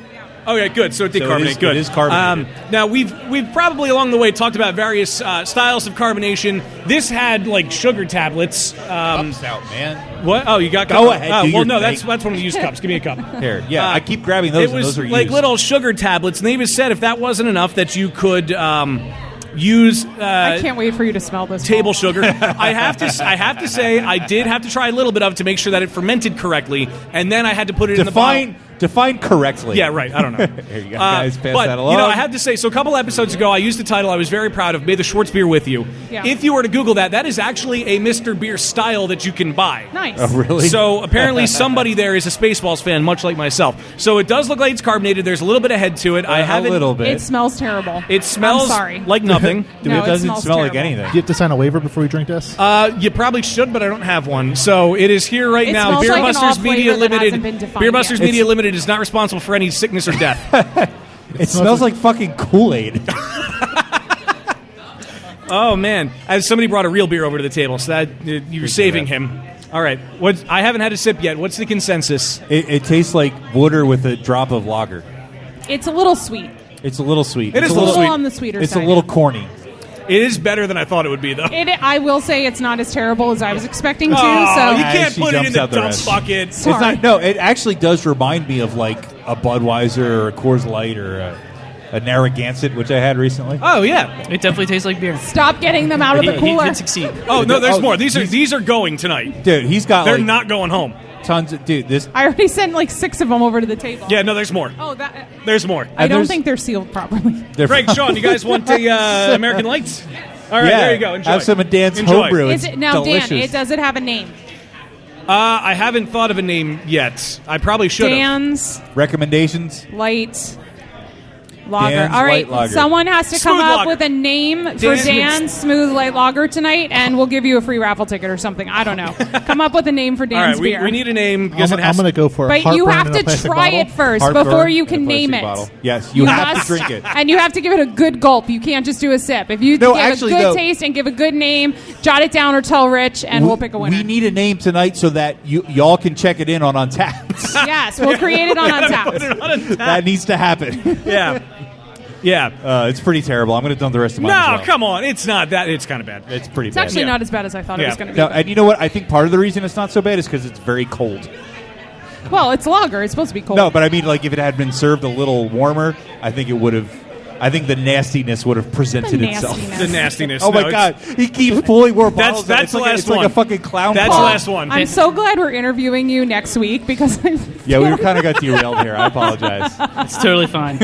I'm just glad this beer isn't nearly as bad as I expected. I've had much worse homebrew, so you should be definitely proud of that. All right. Actually, From I a- have. Yeah, I have as From well. a now professional brewer, I appreciate that feedback. Thank you. Dan, it's better than I expected, but also CM Punk did better than I expected in his first UFC fight. Yikes. Wow. So at Broken Goblet, do you guys have any beers in this wheelhouse? Not of this quality or caliber, but style, maybe? We do have a cream ale, so I guess that'd be the closest thing. All right. I want to try it A next bit week. of a stretch, We can but save a yeah. bottle and bring it next week and compare it. Oh if yeah, you let's want. do that. Next time, Paul, I hope you're bringing a professional beer to the table, so you don't have to drink this again. Well, he did. He's like, damn it, I should have brought it I out." did bring mine. I just didn't bring it to That's share. true. Yeah, no, that's fine. That's fine. That's what you get when you don't share. You have to drink Dan's beer. If you don't bring us beer, we make you drink Dan's beer. Dane's obviously proud of it, made an entire case of it, and drank an entire bathroom cup's worth and gave the rest away. It's Yeah, fitting that we're using bathroom cups. yeah, That's true. in plastic friggin' Oh, bottles. I have to say this, Dad. Wherever you are, you got to try this. I know you don't like beer, but you're trying this beer. Yeah, didn't he buy this for you? No, Ray did. Oh, Ray. That's right. That's yeah. right. Yeah. So Here, take one over to. shout out to our cousin Ray who got me the Mr. Beer kit for Christmas last year. Thank you for that. I'm sorry I sort of like derailed your part Yeah. of the Not a show. problem. We got But- all next week to catch Hey, up. that's Yes, what I we will figured. see you We'll next have all week. night. next week. There won't be like speakers and shit. And can we just won't let Dan take bring our this. time. I promise. Random fans won't start crashing the stage and everything. Well, no, Maddie will show up and he'll just be like, "Hey guys, I'm going to sit down and grab this Maddie's microphone always a minute." welcome. It's all right. I will be here. RSVP'd. Well, before you guys RSVP. leave, make sure you sign the awesome T-shirt. Yes. Of course. And thank you. We'll see you next week. Yes. Thank you We'll so see much. next Thank you week. so much for And- having me. And Maddie, thank you for introducing us to Paul. You're very welcome. I love the podcast. Thank you, sir. Thank Been a you. pleasure, guys. Thank you. To be continued. Seriously, it's impressive. It actually had to ferment. Yeah, it comes with explicit instructions. Yeah. It's not even really homebrewing. No, it's basically. Although there were no. It's a paint by numbers, but he's still in. There were no like hops or anything. There was a little packet of yeast. Oh! The guys from Two Rivers are trying it. Oh my God, they're drinking it. So there was no hops or anything, but there was this can of. They called it extract, but I'm just going to call it sludge. Better or worse than going to Easton? Oh, here's her first. This just in. Oh, we have a name. We have a name for Dan's beer. Oh, the first suggestion for this beer is Dan's Tainted, mind you, taint-ed light lager. Tainted light lager. We are going to welcome to the podcast two guys who are getting their not photo paying taken attention currently, at the moment. but it's all right. I am photobombing this picture. Hi, person. All right. This way now. Oh, and now you got to look at Steph for a photo. This is somewhere it's like you're famous and shit. We were fairly recently in real time. Fairly recently in podcast time, I guess. We were at Hidden River, who's pretty local to where we are now. We're like 15 miles from here. Yeah, you guys didn't have far to go at all. No. Yeah. Relatively close, and I mean, it was a great time. We had to be in a beautiful night that night. It was kind of chilly at the end of the night, which was kind of cool. We were That was outside. an awesome night. I wore It was pants. wonderful. You wore it was wore the middle pants. of summer, and you wore Yep. pants. That's how we can mark that. Yes. But this was, of course, episode 92. So for those counting, that is 8 episodes ago. Episode 92, which was called Farts on the Beach. Farts on the Beach. We're still wondering why. It came up somewhere in conversation. Because that you night. said nothing tastes like farts on the beach. It was Yeah, a whole you were the thing. one that said it. Oh It came from you. This was part of the. I may have not re-listened to the whole show and found that Or part. it could have been an outtake too. I know. It was It in could- the, was it in the actual actual episode? right? I think it made the I'm actual pretty sure it was episode. in there. I don't think it was an 'Cause outtake. I titled one thing off of an outtake before and realized that no, not everybody's really going to get it. Even though you should all subscribe didn't to get our it. newsletter. Like, what did I say? I don't even remember. We were talking Wayne about added- Corona, and somebody said it tastes like yeah. farts, 'Cause it and you was- said nothing tastes like farts on the beach. That might be something I would say. Yeah. Yes. and I was during the game.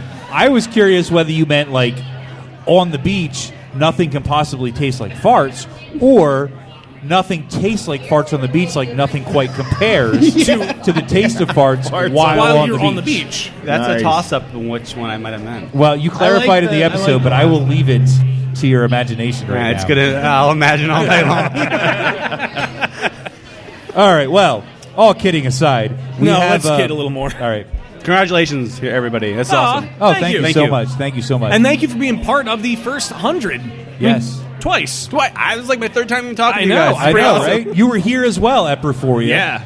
Perforia. in body and partially in mind. That was Partially in mind, yeah. Perforia 13. That was part 1 Yes. of the episode. I wrote all When these we notes were- down, and now it's just gone to shit. When we were right there, where we now have a bunch of raffle prizes. Yes, we were over there in We've that moved corner. over. We've I sat right graduated where that one blue table. T-shirt is. You did see, yeah, right where that blue T-shirt Right is. where that blue T-shirt. But we have from Hidden River another Josh. Yay! For Christ's Hello. sake, how many Joshes are there in the craft beer industry? I'd like Not to welcome enough. you to the table with a bottle of what could possibly Don't be take called. it. No, Don't take it. It you want does it, you look can a have it. little dangerous. You can- Oh, about to hit no. The this. unlabeled soda bottle. Yeah, it's Exactly. it's not. It's Someone not, else drank one though. It's not worth the effort. No, So, that was maybe like in a 6 few minutes people I sharing might it. hit that If up. I remember, we talked about Josh on the show. Yeah, right? I think we did. So now we actually get to have see met this Josh. person. The man, the myth, the legend. Yeah. Thank So you welcome to the guys table. so much for having me. And Josh, you are the brewer, or one of the One of the brewers. I know a brewers. lot of you like to get your hands in there. Yeah, So absolutely. how you started out as, if I remember the story correctly, oh God, this is dangerous. Oh, no, there's no You danger. can't cut this out.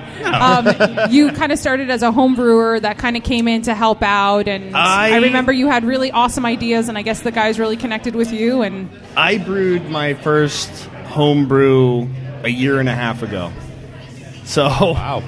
it's been a fast track It's to been fast track to That's what we call a awesomeness. meteoric rise. Yeah, exactly. I give all the credit to Kevin and Doug for giving me the opportunity and having that level of faith in me, and I've tried to repay that with hours.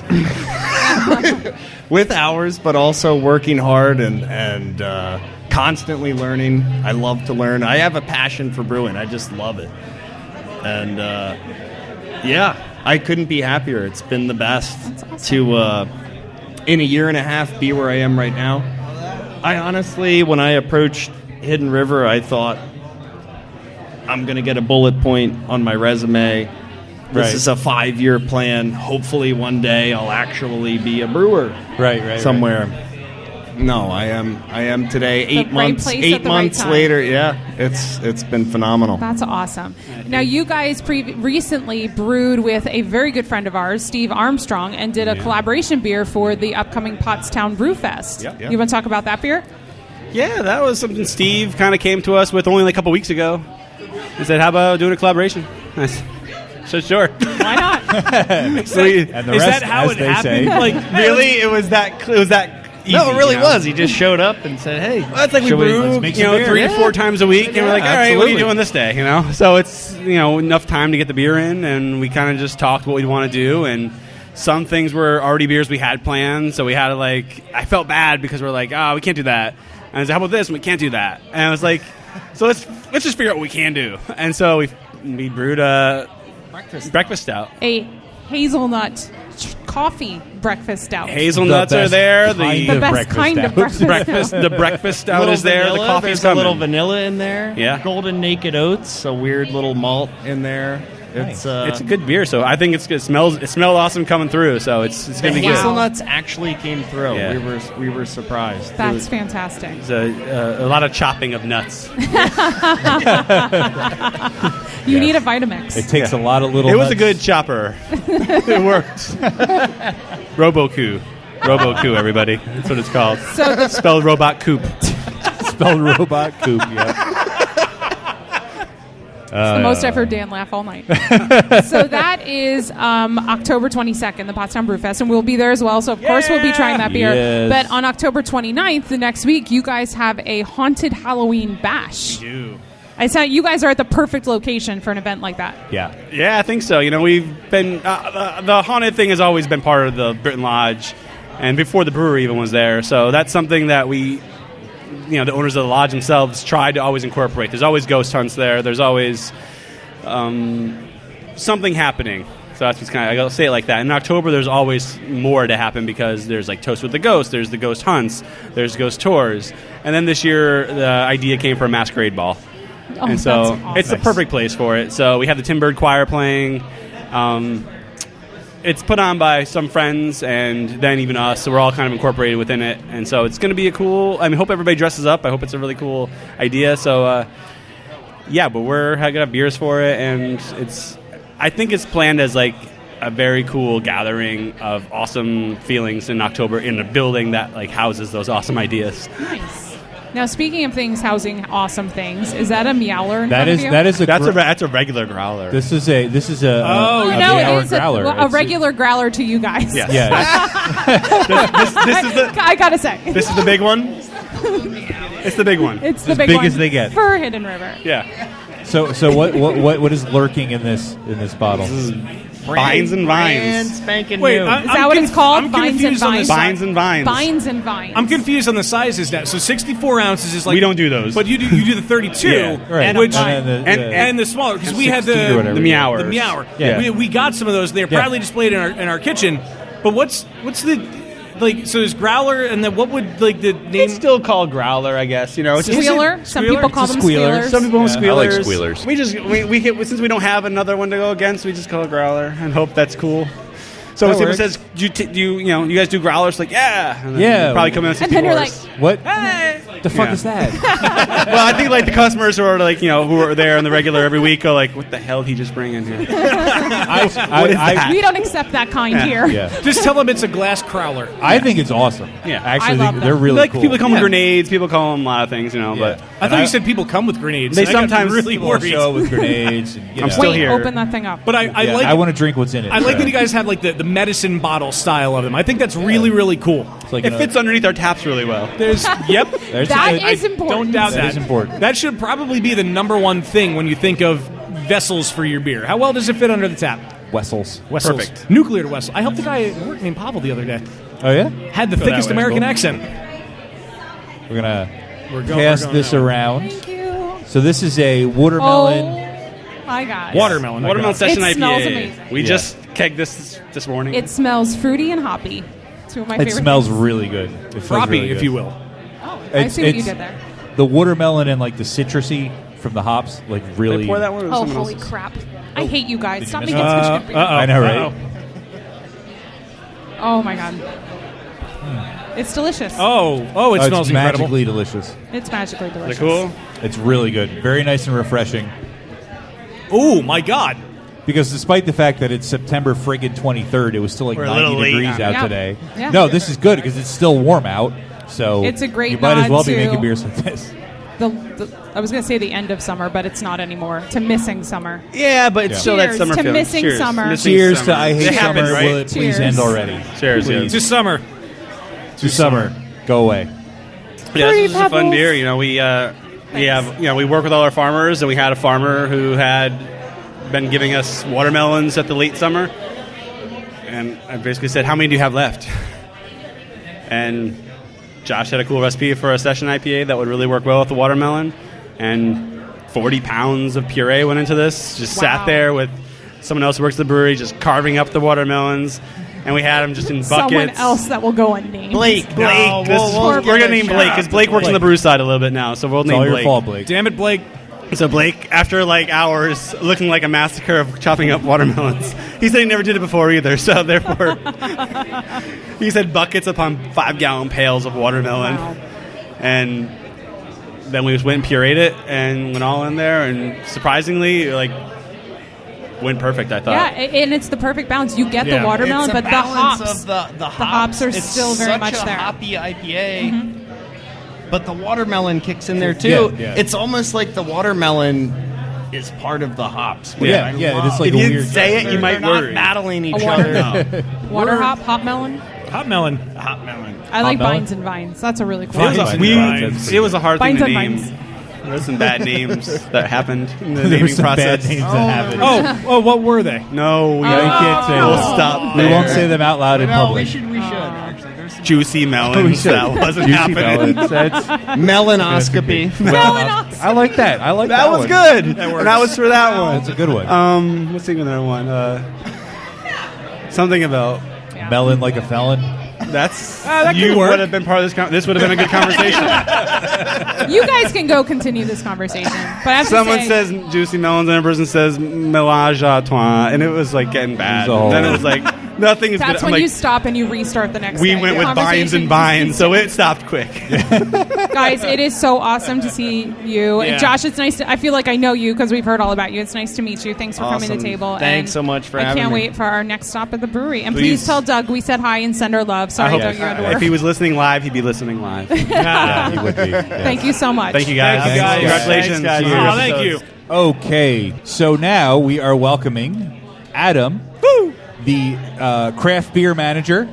Unless you took the place over since we last talked. Nope, not yet. Okay, Not so what yet, you at do? least. Working All right. on it. At Aruga Sports Bar and Grill. And equally important, Chelsea's, not Chelsea, Colleen. Colleen's brother. Oh, I messed that up already. No, she's my sister. Sis, well, Yeah. you're. Well, yeah, you I'm said not her brother. brother. She's my sister. Oh, there's a difference. Yeah. Don't, you can't, not tonight. It's a whole, My there's brain, a whole my brain thing. can't. My brain There's a can't. whole thing. My brain can't handle this. So we first had Adam on for Harrisburg Beer Week this year. Yes. Along with the whole crew from Harrisburg Beer Including Week. his sister. Including his sister. That was the most amount of mics we had hooked up at any point. I had to borrow microphones from somebody that I worked with, and I had to number them because I got confused very easily. But we had the girls from Stouts and Thank Stiletto you. / Harrisburg Beer I Week started / blanking. Sarah Bozich / Of course. And it was a wonderful time. You guys serve great beers there. The food is amazing. We talked about how you guys have award-winning sauces. And you have vegetarian wings And there is also that for the crazy people, vegetarian wings. that are delicious. No, I did try one. They were great. And I have to say, With all the sauces. this salad you guys served us was actually good. That was pretty I don't amazing. say that I about love the salads salad. very often. And that cookie. Oh my God! Oh, the that cookie. was the best. The cookie pizza. That at was the the end. best part of And the whole we had it evening. with People the that serve root us beer. food are my Yep, favorite. with the Coney Island. Coney Island. That's Yep. right. That's what it was. So But- I noticed on your I fine. noticed on your website you guys now have a beer that Pizza Boy. You collaborated with Pizza Boy, the Wing Extinguisher IPA. I got to hear about this. That sounds pretty awesome. Yeah, so this is actually the third version that Alan Terry made for us. It's 6.8% IPA. It's East Coast style this year. The first time we did it was a West Coast. We told them we wanted something similar to like a Lagunitas IPA. So it was like a big amber malty IPA. And then we did the double wing extinguisher the next year, which was like 10% with a lot of like grapefruit in it and stuff. And then all his expansion and stuff, he didn't have time to make it. Didn't have space. So this year he reached out to us and we did it again, and it's awesome. Nice. It's on draft at all of our Arugas. Now, I have to ask, however, the name is slightly deceiving because I love hot stuff. But I always find that beer just makes it brings worse. it out, yep. So I don't think beer distinguishes as the name of the beer would suggest. So I had to give you a hard time about That's that. part of the reason we liked it, though. The deception. We're deceiving it with our beer. Give me some of the wing extinguisher. It'll put out the fire. No, it just made it worse. The goggles do nothing.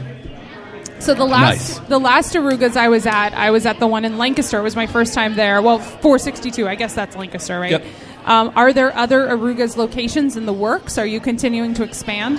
So we're continuing to expand with franchises. We just opened our third franchise like a month ago in Long Island, in Patchogue, Long Island. Wow. That's going really well. We're going to be opening a spot in New Jersey in, I think, early 2017. And then we're going to be opening our first spot in Florida next year as well. Whoa! Nice. Yep. And then we have Staten Island opening next year, too. You're just slowly taking over the Yep. world. Yeah. And there's another one, too, Attleboro, Massachusetts. Nice. Yeah. So they're keeping us busy. So I guess there'll be opportunities then for you guys, for those franchises, to hopefully collaborate with local breweries from those areas as well. Yeah, we mandate some of our beer lists, but we like to keep it open too. They have I think 6 taps that they can rotate through any local regional brands that they want, as long as it's in the state they're in or a state touching it. We're cool with it. That's cool. And one of the cool things when we were at Arugas was that it's very much got like that sports bar grill kind of atmosphere, but with like really good craft beer and like really well paid attention. Yeah, thank you to the beer to me that struck me. I mean, I'm not a big sports guy. I don't hang out in sports bars, but sports.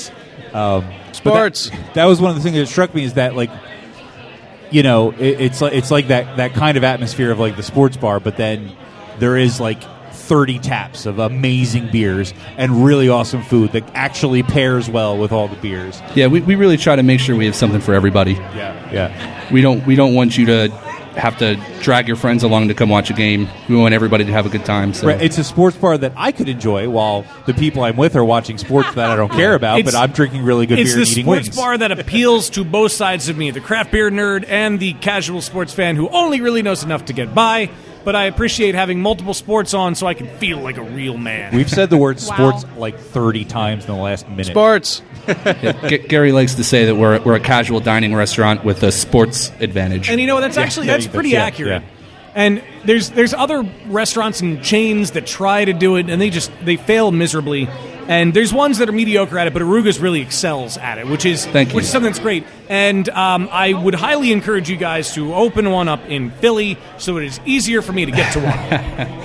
I've heard whispers of something, but I'm not sure what exactly is going on. I'm not going to hold you to it. I will cross my fingers, but I will not hold you. Something might be happening. That way, if something goes, yeah. But I will keep my eyes and ears posted. I'd also like to mention that the episode that we recorded at Arugas was entitled "They Came Bearing Pants." I forget where that one came from. And I don't remember why. I think that was part of the game we played. Probably. It may have been. Most of the names come from Happy Fun Time games. Really? Because that's where we're getting past sober. Right. But we're still, we're not sloppy yet. Coherent but we're enough to say interesting we can things. say interesting and somewhat funny things that become episode titles. Well, we're about to cross that hump right now because we've just poured ourselves some Woot Stout. I've been looking for this beer for He's getting girly. I really am, and it's mostly because it was brewed by a nerd with a beer god, and it's one that I've had every year so far. And this bottle came from Seattle. It did. Yeah, what? But I think what gets me the most is it's limited, but it's cool, and it's not like, I don't know how I want to say it, but when I went to California a couple of years ago, I was able to get a couple bottles of 2.0 and bring back, and I think that's what kind of made it special for me, because that was the first beer that I really went on a mission looking for in another part of the country. So this is 3.0, I imagine. This was...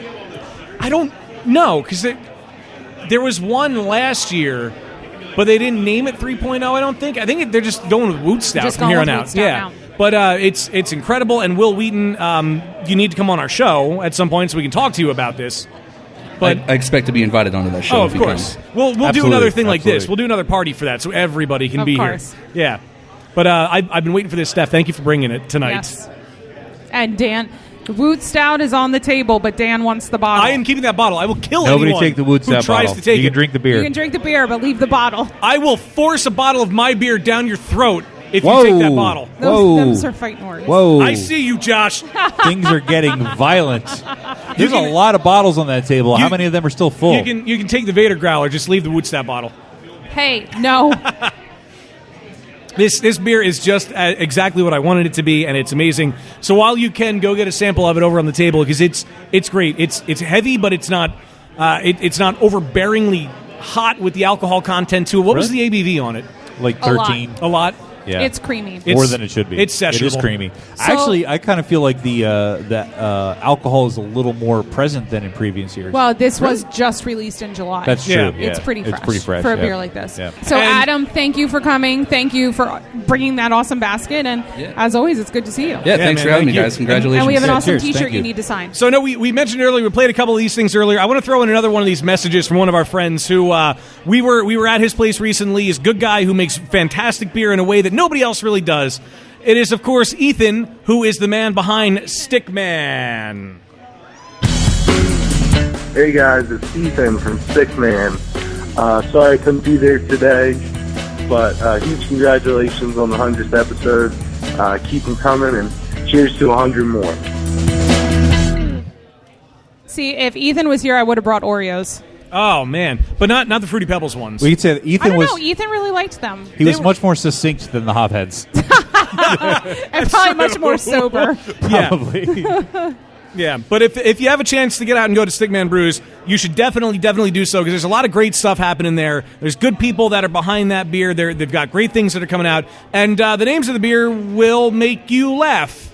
That's true. I promise you, like crushing student debt. And they have games. I heard an aha from somebody. I don't know if that was at that. Anyway, yes. But another place that you need to go is fairly a little closer to where we are right now. You got to get out to Saucony Creek. And we've got a friend Kirby with us tonight. Kirby, thank you for coming out to the table. Hey, good evening, everybody. Great to be here. You have an awesome turnout. Thank you. Yeah, we could not be happier about this. This is incredible. A lot of our... All the cool kids are in town. Oh, yeah, of course. And Jen's bringing me more beer. Oh, man. Well, that's probably going to happen the rest of the night. I think so. Yeah. This is why I didn't eat all week. We walked in the door and said we were here for the podcast. And they asked if we had reservations, and I said, no. Well, yeah, about those guys. We absolutely And do. they said, well, the room's full, so you're going to have to sit out here at the bar. It's like, wow, that's awesome. Thank you. Sorry you We had to promised sit them out we at the would bar. fill the place. Yeah. Yes. That's great. And we did. And everybody seems like they're having a good time. But you're sitting at like the community table, this table here where my mom and Rich are supposed to be sitting. We just keep sharing those seats. Everybody just gets kind of Instead, we put them to work. So it's been a rotating seat for our guests to sit if they didn't have a table. So Kirby, welcome. Well, thank you. On behalf of everybody at Saucony Creek, I want to congratulate you on your 100th podcast. Oh, thanks. It was, I started listening to you guys early on. Yeah. Thank you. And to be honest, I thought, wow, this is great. We got some local Berks County folks doing a podcast. This will probably last 5 or 10 episodes. Well, that's and you guys not have unreasonable. You guys have just blown it out of the water. Thank you. Thank you so incredible. much. Thank Yeah, you so and much. Kirby, we connected really early on, Yeah. and I was reminiscing. You were the first brewery to give us beer for an episode that you guys weren't even on. Ah, That's that's right. awesome. Yes, That's right. Yes, that's I right. remember that, yeah. I gave you some sipping beer, Yeah. and of course, Is that what we have And we next? have more sipping beer. We love to see that Saucony Growler. But yeah, we had Kirby on way back in episode 29. with 29. Vaughn. Is that long ago? Yeah, yeah. That seems like forever ago. That does seem like it was And like you got a so million years much ago. has happened since then. I mean, just even from acquiring that space and opening the tap room, and now you have the full-fledged pub going on. I mean, it's great to see how a local Berks County brewery, how you guys have just flourished. And I feel like Maple Mistress, it's like Maple Mistress is the beer that built your brewery, and it's really neat to see how much you've grown. And now you guys have a collection, the Peach Ginger Saison that won the gold medal at GABF, and a lot has happened for you guys. So Absolutely. that's fantastic. Maple Mistress definitely has been our flagship beer. Listen to that statement, guys. First of all, Maple Mistress is our flagship beer. Most people, it's like an IPA, a lager. No, you guys go all in. Yep. Sorry. So no, and it's been a great beer for us. Demand is great for it. We have it on draft up at the pub. We have it ready to go in cases. We've released a whole bunch of it. And Tim, our chef at the pub, is doing a great job. Yeah. Creative menu, just some awesome food, and everything is fresh. We're dealing with local farms, local products, and everything is seasonal there. As long as we can buy it. That's phenomenal. And Maple Mistress, speaking of it, she was just released, August 31st, I believe? That's correct. Which I won't give you too much, because at least that's towards too much trouble. It's That's the last end, day of August. It's okay. The end part of the summer. But is the 2015 still on tap? I saw when you first released it, you could do the vertical. Right. I don't know if it's still there or not, but that's pretty awesome that's on there. And you also have a Halloween event coming up, which is the perfect pairing for the Mistress, I feel like. Oh, yeah. Correct. That's October 29th, I believe. October 29th, we have the Maple Mistress 5K in the morning, which is obviously a 5K run. And there's an entry fee. I believe it's $35. And all the entrants have some beer and food credits and so forth. And it's an official event. Pagoda Running, I think is the name of the organization, but it's an official timing organization. So anybody who wants to run a 5K, come on out and get beer after the I was going to say, I guess you run first and then drink and then you drink the beer, right? I would do it the exact opposite. Especially if it's Maple Mistress. Oh, God. I am not often motivated to exercise in any way. Yeah. But if you promise me beer at the end of it, I probably will. And then that evening, separate but joined to the Maple Mistress 5K, is a Halloween party. Nice. And we're going to have some prizes and so forth, and we're encouraging people to come out and dress up like the Maple Mistress and Captain Pumpkin. Thanks. Nice. That'll be That would awesome. be awesome. Wayne, you could be Maple Mistress and you could be Captain Pumpkin. I'll totally be Maple Mistress. I like That's fine. that. That's fine. You'd I make can a do better it. mistress than me. I think so. I agree. So what have do we you have graced here? us with here? Right, so what we have is El Toro Fuerte. I like the the know name. your Spanish? Wait a minute. I like those words. El Toro Fuerte. Do you know your Spanish? Toro is bull. Bull. I know Fuerte is fire. Strong. Strong. strong. The strong bull. So this is a We got there. strong ale of some sort. This has to be a Belgian. I mean, It's smoky. It's like a smoky. right. What else do you taste there? I smell like candy sugar. There's like it's got a sweetness. to it, like a Belgian a sweetness. nice, So the strong malt character. Sweetness comes from the malt. There's dark Munich malt. There's some toasted wheat malt in there, and a couple other secret malts. And then it ages on herbs and spices, chipotle, Hey. and ancho. Nice. But it's not an overpowering heat with that. I actually didn't get much heat out of it at all, but No, now I that you got mentioned the the- peppers, I get a there is- little at the smokiness. end, a very, very Yeah. tiny A nice, bit. So it's It's all about balance at Saucony Yeah. Creek. You know, we don't want to overpower you with too many flavors, but we like it when it's complex. you don't want to burn your palate like stuff does. Exactly. Yeah. Yeah, you're right. Speaking of burning your palate, I had a bottle of habanero sculpin that you gave me. I saw it. I had the Toasted other your night. check-in. Yeah, I didn't look at that. And What a nice it guy. reminded me how much I hate spicy beers. Although it had been in the fridge for like 6 months. And you remember when I said I was when going to say, I first, probably gave it to him. remember? Yeah, you did. Remember when I said when I first opened it? Oh, the heat died after a while. No, I regret that. No, because then 20 minutes later you said, "Oh man, I'm going to feel this later." Yeah, the heartburn immediately set in. But I appreciate that I don't feel like I'm going to get this out of the strong bull. Right. This is very good. And I picked this one out specifically because I know Steph has a passion for peppers. Yes, I do. So it's a beer I can appreciate, but a beer you But can it's not drink. too intense that Dan and I can't drink it. Right. And it is so complex. Like It the is. first thing you get right away is the smoke, and then you get the sweetness, and then you notice the peppers are almost an afterthought, but after a few sips you're like, oh yeah, they are there. It's a little bit, and it's almost got like nice. a chocolatey, bitter finish. Yeah, probably like the malty chocolatiness. Yeah. that comes in. Yeah, it's very nice. Quite good. So is this is this on tap right now at the pub? There's still on tap. This is still on tap. We have several kegs of this available, but it's a one-time beer. Once it's gone, it's so gone. It's part of the X Reserve series that we do. I which love is the X typically- Reserve series. I wanted to mention this. Every time I go to a bottle shop and get like a mixed 6-pack, if there's X Reserve beers there, that's always one of them. Well, thank you. I love the X Reserve series. They're so And good. Nick Michio, our head brewer, just does an awesome job on coming up with these recipes for the X Reserve beers. He's a great guy. Fantastic. And we have to say hi to Matt, of course, and to Tim. Yes. Thank you guys both for what you're doing. And sorry you couldn't be here tonight, but Kirby, thank you for being here. And thank you, Congratulations. Kirby, thank you. We are about to get old school up in here. Really old school. We have at the table. Oh yeah. We have at the table the first ever Beer Busters podcast guest. Get close, boys. Man. The one. That goes way back. The only. You probably haven't heard of him. No. But his name. You almost certainly haven't. And if you have, that's not good for me. His name is Mike Coons. That's right.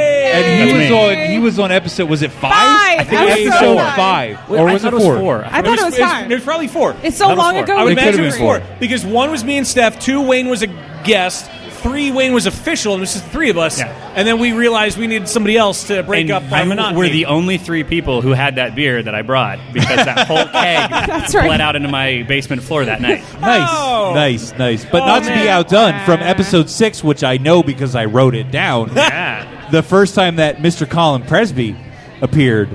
And I believe I was the first professional guest. You were the first professional guest. You absolutely were. You were. Still not the first guest, though. No, first guest, that's still you. Mike these was are both the first very, guest. very cherished achievements the both of you have gotten. Makes me feel so old. Yeah, I put it on my resume. Although, to be fair, Colin has made several appearances since. The only time you were back on was right here. I know, in this very scene. And I think in the crazy drunk fest that we had. I think almost every time Colin was on, he had a different gig. Yeah, probably. That's true. Including now. Including now. He has been all over. But what makes tonight even more special with this Why new is Dan position, standing up? Because my back hurts. It's making me uncomfortable. Because my back hurts. Your new position is something that is super incredibly awesome. Downward dog. I'm very jealous, and I would like to submit an application to be your assistant. I have brewed, as you have seen. But you can try it. This is his application right here. Yeah, exactly. No. I'll try the application. Go ahead. So you lost the sample. Yeah, exactly. But you are now a very well-traveled brewer. Where did you spend this summer? So I just got back to Pennsylvania on a brief vacation from my job as brewmaster for Carnival Cruise Line on the Carnival Vista, Carnival's newest ship, sailing Mediterranean cruises for the last 6 months. Wow. That's incredible. Yeah, pretty neat. So this was, and if I'm the first North American ship to have a brewery on it. Yeah, this is really the first of its kind. We're the first brewery on a boat doing American craft beer, first major cruise line, North American cruise line brewing on board. We've got a 3.5 hectoliter brew system, and we're brewing fresh craft beer for our guests right on board. So prior to having you as the brewer and having the brewery on the ship, what was typically served? Like, was there any craft offering at all? A little bit. Carnival's been making great steps since about 2010. We've been making a lot of steps toward bringing better beer on board.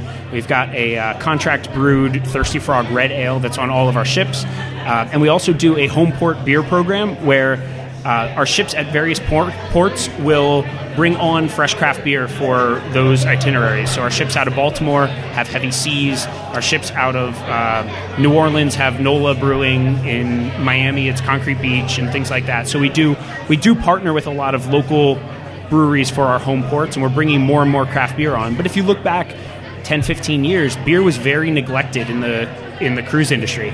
But craft beer has become such a force and such a phenomenon that now the biggest cruise line in the world is making beer on their ships. Yeah. And not only that, I mean, this is a little bit of public knowledge, so it's not totally a sneak peek, but we are committed to breweries on our new build ships going forward. So we have 3 ships that have been announced. They will all have breweries on board. Are you going to be on all 3 ships? Not at the same time. Okay. We have not perfected that just yet. All right. But that would be more impressive than anything else that you have said so far. I've got that worked out. I'm on 2 other podcasts right now at the same time. Get out, you whore! I'm sorry. Wow. So sorry. So, what are we drinking, by the way? So, I'm curious as well. This is Ninkasi Brewing Company, Ground Control. It's a Major Tom. Yeah, so it's an imperial stout brewed with Oregon hazelnuts, star, Really good. Anise. and cocoa nibs. I was waiting for it. Anise tart. But this is the one where they sent something to space or something. Oh, right. But this, okay. Is this with the space barley? Yeah, this is the space. But has this actually been in space? Because of it. they did one where the first batch, the hops went to space, and oh, that's cool, and then they kept making it, but they didn't keep sending the hops to space. Oh, tricky. Yeah, I know, right? Anyway, while she's figuring that out, All right. what I want to know is how the hell do you brew beer on a cruise ship? It seems like there'd be a lot of pretty much the same way we do on land. No issues. We've had some heavy seas and not the brewery, but some rough Actual oceans. rough yeah, oceans, actual yes. rough oceans, and it affects clarity a little bit. Okay. But for the most part, the process is exactly the same. We've got water, malt, hops, yeast, and we're Right. doing it right there. So. Some of the trickier things we've navigated, getting our ingredients, getting fresh ingredients on board, and getting everything we want. Once we're out of Miami, we're going to be able to do a lot of cool experimental batches, and just with the idea of bringing high quality fresh beer to our guests. And the one thing I say on my brewery tours, which we offer on the ship, that makes sense. Yeah. Is that it's definitely the freshest craft beer you'll ever have on a cruise ship. That's true. It's made right there. Yeah, it's that's served. accurate. I mean, I just made it. There you go.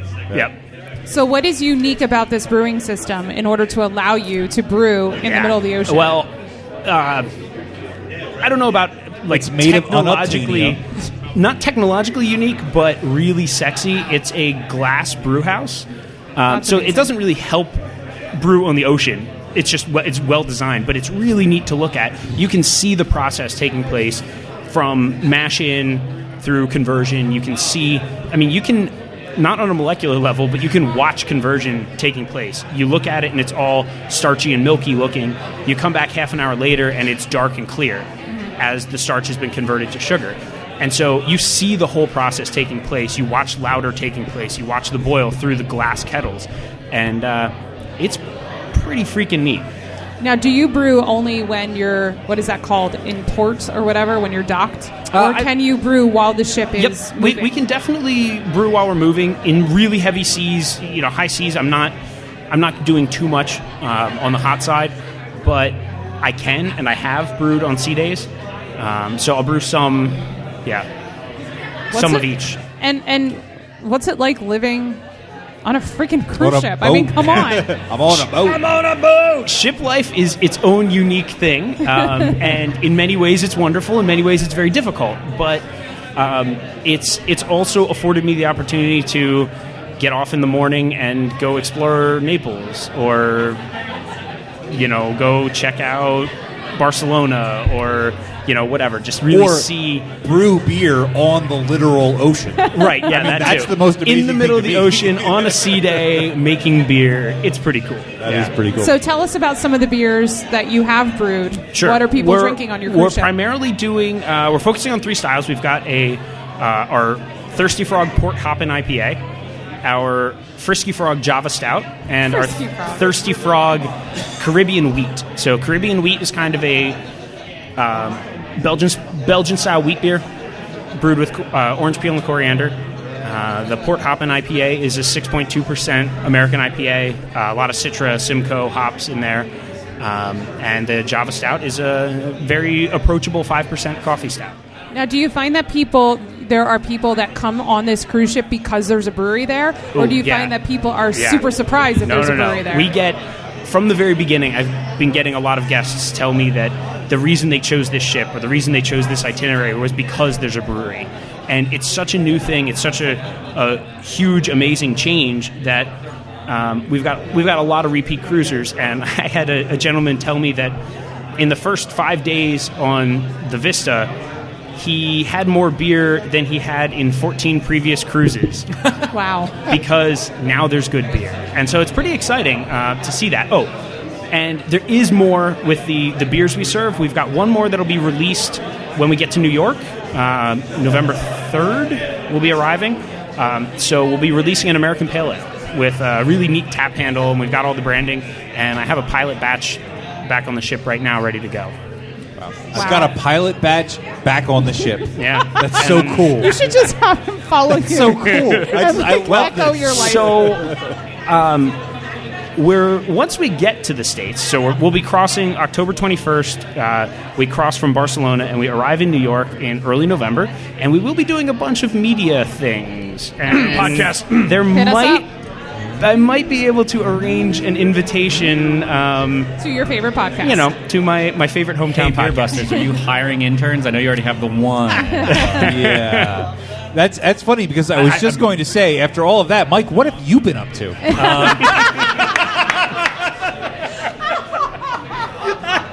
Well, when it comes to beer, very little. Sorry for the dead air. I've brewed a beer for a friend's wedding. Poor Mike. I mean, professionally, not that anybody cares, it has nothing to do with beer, but I am a structural bridge engineer, so I've designed several bridges, which help people get to and from their job. He's like, what are you doing on the second Tuesday every night? Oh, the second Tuesday, yeah. Temporarily running the Berks Homebrew Club in Colin's collaboration absence, with Brian. myself and Brian Ballantyne are, and with Steph's gracious help as well, we are sort of the triumvirate that now guides the Berks County Homebrew Club. Because it takes a group of us to do what Colin used to do. Yeah, that's right. Because this guy's a dynamo. But he brews beer on the ocean. I know, right? Of course, it would take three of us to match, that Greek demigod-like ability. Son of Poseidon. Over here. Yeah, absolutely. Stop it. His ego's big enough. Come on, Mike. No, but I'm hoping I can fill the ego so much that it just explodes. I won't be able to get out the front door. Wow. Just roll you out. They've got a loading dock. Don't worry. Yeah, No, that's good, true. good.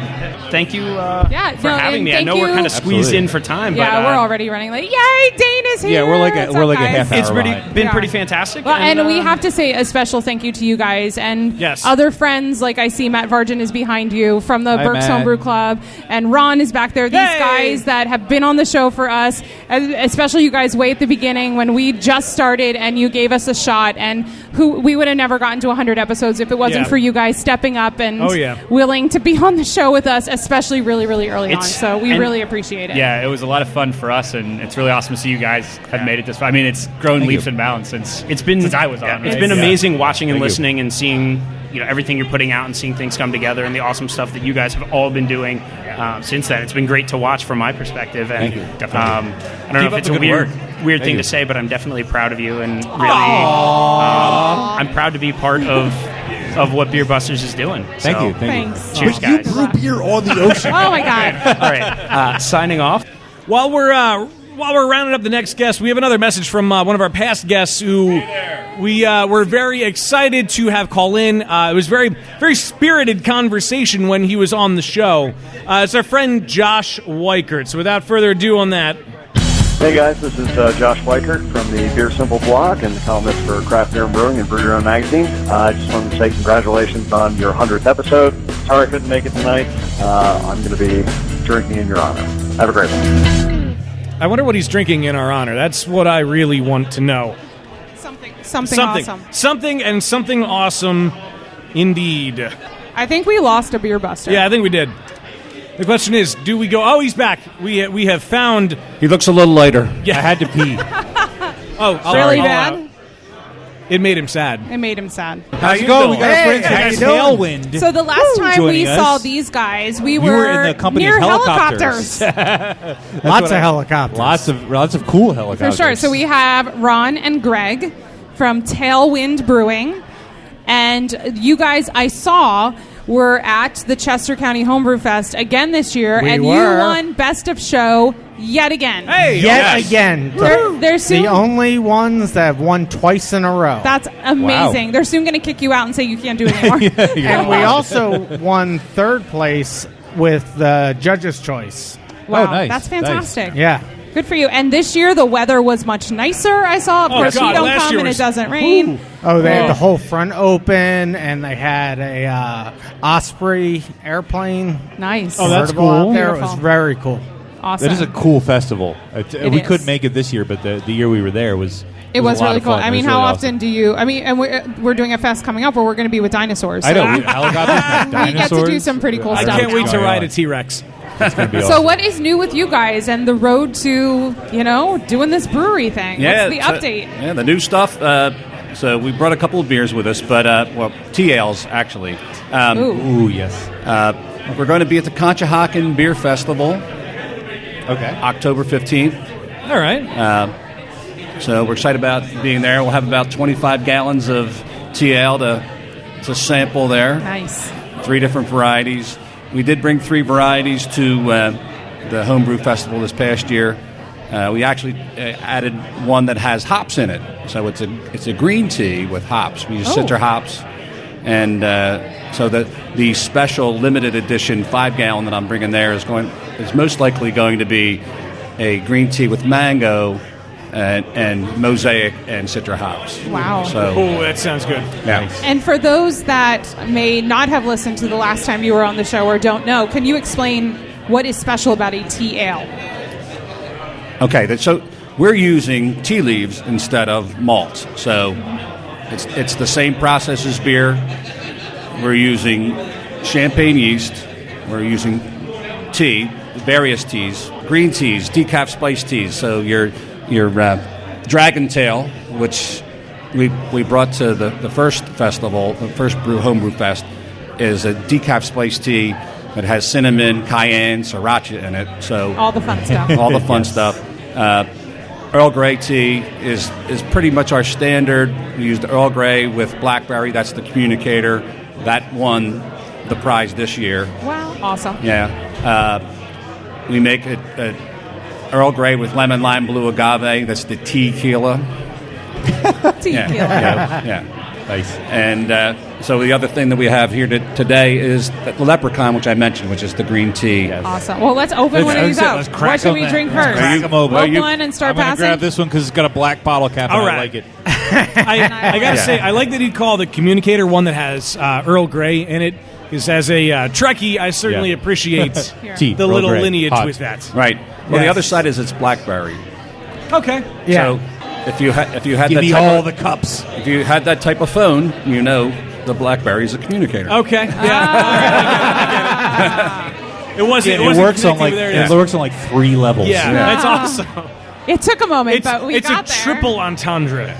And the concept of it is about as old as the method that we use to brew this. So it all kind of fits together. That's awesome. That's so cool. Yeah, I love so- when there's history involved with it. That makes it so much better.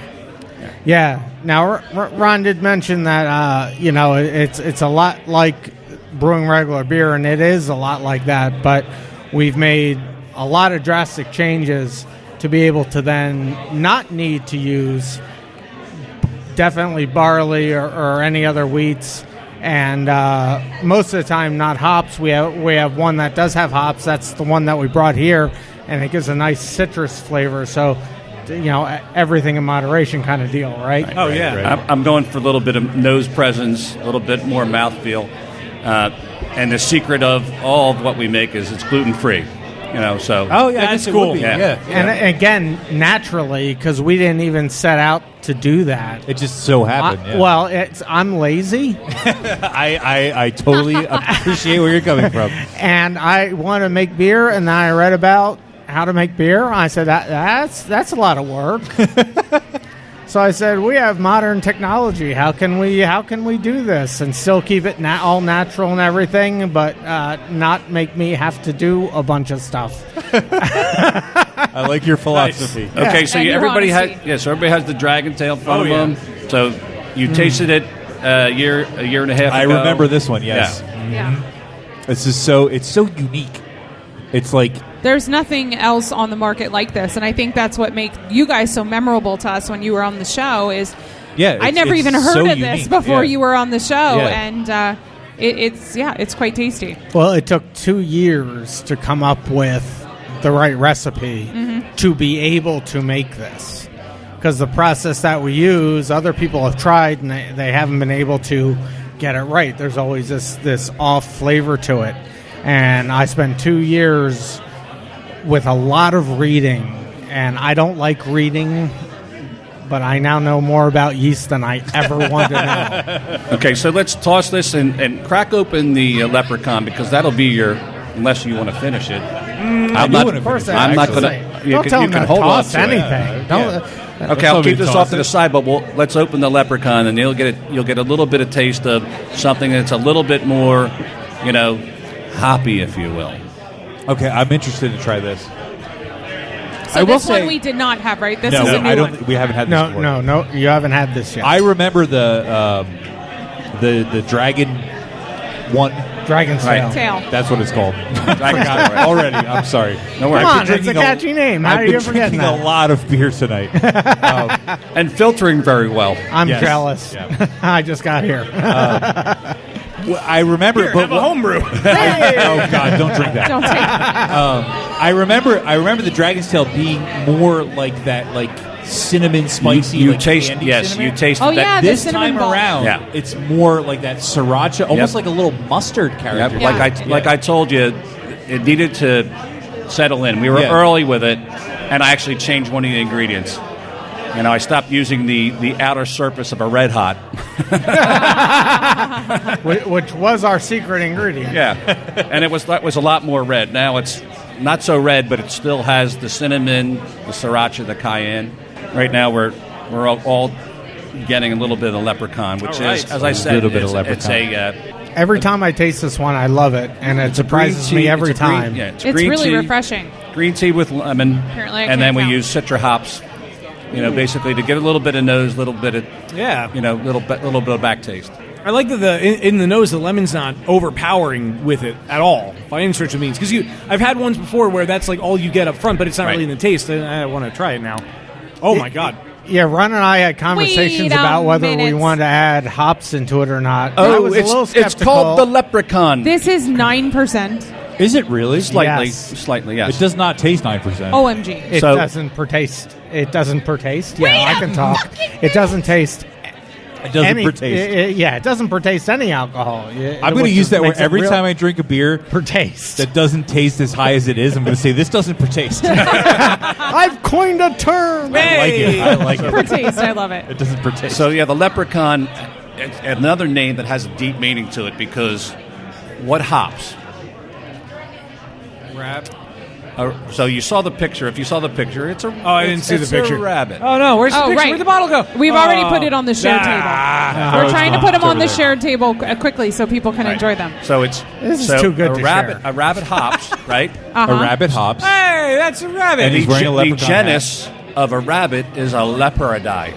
And I'm using green tea, so it's a leprechaun. All right, I get Wow. it. Yeah. Again, like 3 levels. That's what we call a deep track. That is a deep track. Yes, This is the hardest thing I have to do. So for the mango one, it's going to be the vacationing leprechaun. Nice. Very nice. So which was the one that won? Well, The one we don't have here. The one everybody Everybody drank it. Yeah. Well, that's good. Literally, It's yeah. gone. We had Everybody drank it. Yeah, that was the communicator. The That won communicator. this year. We'll have 10 gallons Which of was our first. That was the first brew that I made that I was then happy with, and that's what spawned everything else. Nice.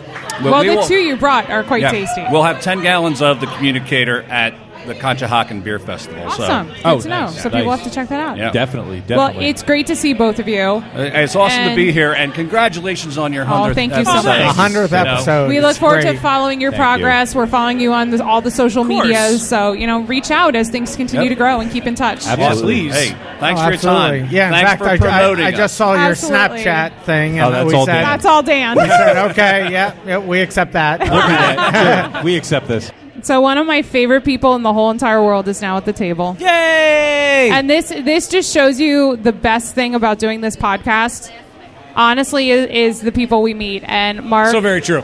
we are so lucky that you have become such a dear friend of ours, and you are the most sound-bited person on the soundboard. I don't know. I'm trying to find them all because you figure I Mark, would put them all together, but I haven't. You're just I still remember that day, It's- too. You're just amazing. I'll find it in like an hour. It's there somewhere. Amazing.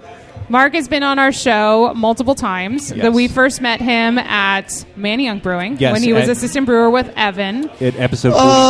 Amazing. There it is. I found it. Yes. And then you showed up at Spellbound. You were Yep. on the air with us Crash there. the podcast. Then And that was a lot of fun. Well, he's the one that introduced us to a lot of the Oh, of New course. Jersey breweries. And Smells then, like betrayal. that came from there. Oh, my. and then you got us drunk at Flying Fish. Fish. Oh, Oh, my God. Barry got you drunk No, at Flying well, Fish. I mean, that's where the tequila made an appearance, and that was the one and only time we've had tequila on the podcast. And the one and only time we had to completely re-record a tasting segment. Thank God for technology. And coming up this winter, date to be determined, we will be Sorry. at your latest endeavor at Cape May Brewing. So, Mark Graves, how's it going? Good. That was quite the introduction, right? Rockin' tuna gravy sauce. How do you follow that? I mean, I don't know.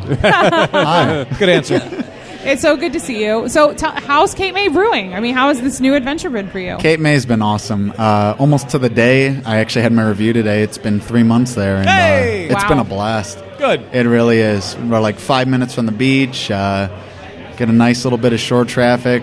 Fun, exciting company, growing, and it's a really good time down there. I was at a bar in Philly, and they had a Cape May beer on, and I ordered it. I don't remember what it was. Sorry, but it was delicious. It was incredible, and I couldn't believe that.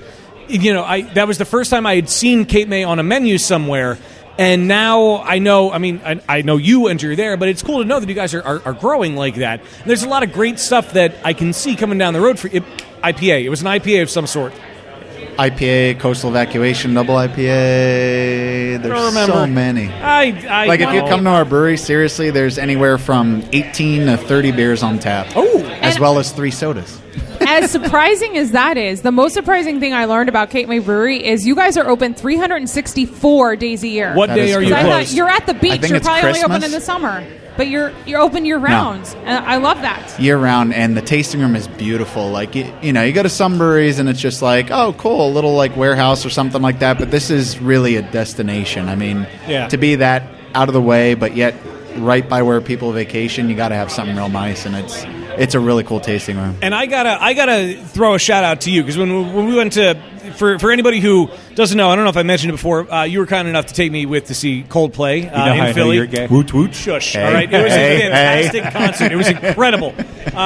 Which I can't thank you enough for that because you had to be there, Wayne. I like Coldplay's good. I have always been on the fence about them, but now I'd like to think I'm a fan because of that. But we were talking about your new job at Cape May, and you had mentioned that your commute is pretty long. How long does it take you to get to work? It takes me an hour and a half to get both ways. And you're going at times of the day when there's no traffic. No traffic, so it's actually really relaxing, especially morning shift. Like this morning, I was up since 4:50 this morning. God. Oh my God! Come on, man. There's a 4:50 get there at 7 o'clock. I woke up at 8:30 and was like, "Wow, this is too early." I would only go there for a good job, and so far I've really, really enjoyed Cape May. It's a really fun company to work for. That's pretty much it. Plus, you get to see the sunrise while you're driving. That's pretty cool. That's awesome. That's really cool. So cool. So I noticed that Cape May has some Barrel Reserve Series beers going on. Absolutely. Cape May's been open 5 years now. They first started over in the tasting room. They had a little kegel system. So shore traffic was surviving off of 11 to 12 gallons of beer at a time. I don't know how that happened. Wow. Then they upgraded to a 15-barrel system. Shortly after that, they upgraded to our current 3-vessel 30-barrel system and then moved the brewery over to like a football field away, so it's a separate building. They turned the old place where the old brewery was into an all barrel-aged and sour facility. So we've got a bunch of barrels, tanks, all dedicated to wild ales and different things over there. So it's tasting room / sour ales. You took an entire brewery and said, because you moved the whole brewery, and said, okay, the whole old brewery is now just barrels. Yes. That's awesome. Wow. Tanks and barrels. That's awesome. And you guys are on track to, do 7,500 barrels this year? Yeah, we did about 5,000 jump. barrels last year. Each of the last 3 years, they've grown 100%, and we're on track to do that again this year. Wow. So tell us about some of these amazing beers that are coming out. I saw the Skeg. Is that how you say it? The Skeg just That's came out right out. now. That right? is the second version. We actually have that for raffle today. Yay! We'll have to give that away after you're done here. It was aged in red wine barrels and dry hopped with Amarillo. It's a nice Brett forward sour ale. It's really tasty. Amarillo could be one of my favorite hops. Yeah. I want to know where the name came from. The Skeg in our Wild Ale series, all of them are like different boats or parts of boats. So the first one in the series was the Keel, which was a red wine barrel-aged Brett Ale. We have the Skeg, and then we also have the Scupper, which is to come out in October. Okay, so I'm familiar with keel and scupper, but what is skeg in relation to a boat? Like what?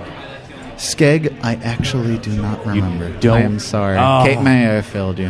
That's all right. That's all right. And is there a coffee beer that I saw is coming out? Yeah, coming up, I actually brewed it on Monday. We have a Avalon Coffee Stout from Avalon Coffee Company. It's very local to our brewery, and it looks pretty tasty. Our head brewer just picked up the coffee this morning. So Tasty. And what else? You sent me a list of a whole bunch of I beers. sent you a lot. You said a list, so you said tell me them something all. about what is this King Porter Stump or whatever Stomp? The Stomp? What King is this? Porter Stomp. So we brew that in commemoration of the. We have the Exit Zero Jazz Festival going on. It's a big jazz festival down in Cape May. I think it's coming up next month. And actually, the Wynton Marsalis Jazz Quartet is going to be headlining the event. And we brewed this. It's an Imperial Chocolate Porter. I think it's 7.8%. And yeah, it sounds pretty tasty. That does sound tasty. And then you guys have Three Plows beer, this 100% New Jersey beer coming out in November. Cape May really prides itself in using a lot of local ingredients. So we have the one of our regular beers is the honey porter, and we use all New Jersey honey for it. As well, the Three Plows, we just visited a New Jersey farm that's turning into a maltster. We're going to be using the malt from them. We also have hops from Laughing Hops, and we're using New Jersey yeast from East Coast Yeast, the Newark Ale strain. So it's that should be coming out in about a month or two. Very nice. And by the way, I didn't take your picture, so I'm taking your picture. So you're getting right your mug shot now. Oh wait, it took it too late. There, now you got What one. is going on? So you have a Three Plows beer, and you have this whole like nautical theme. Is there a Three Sheets?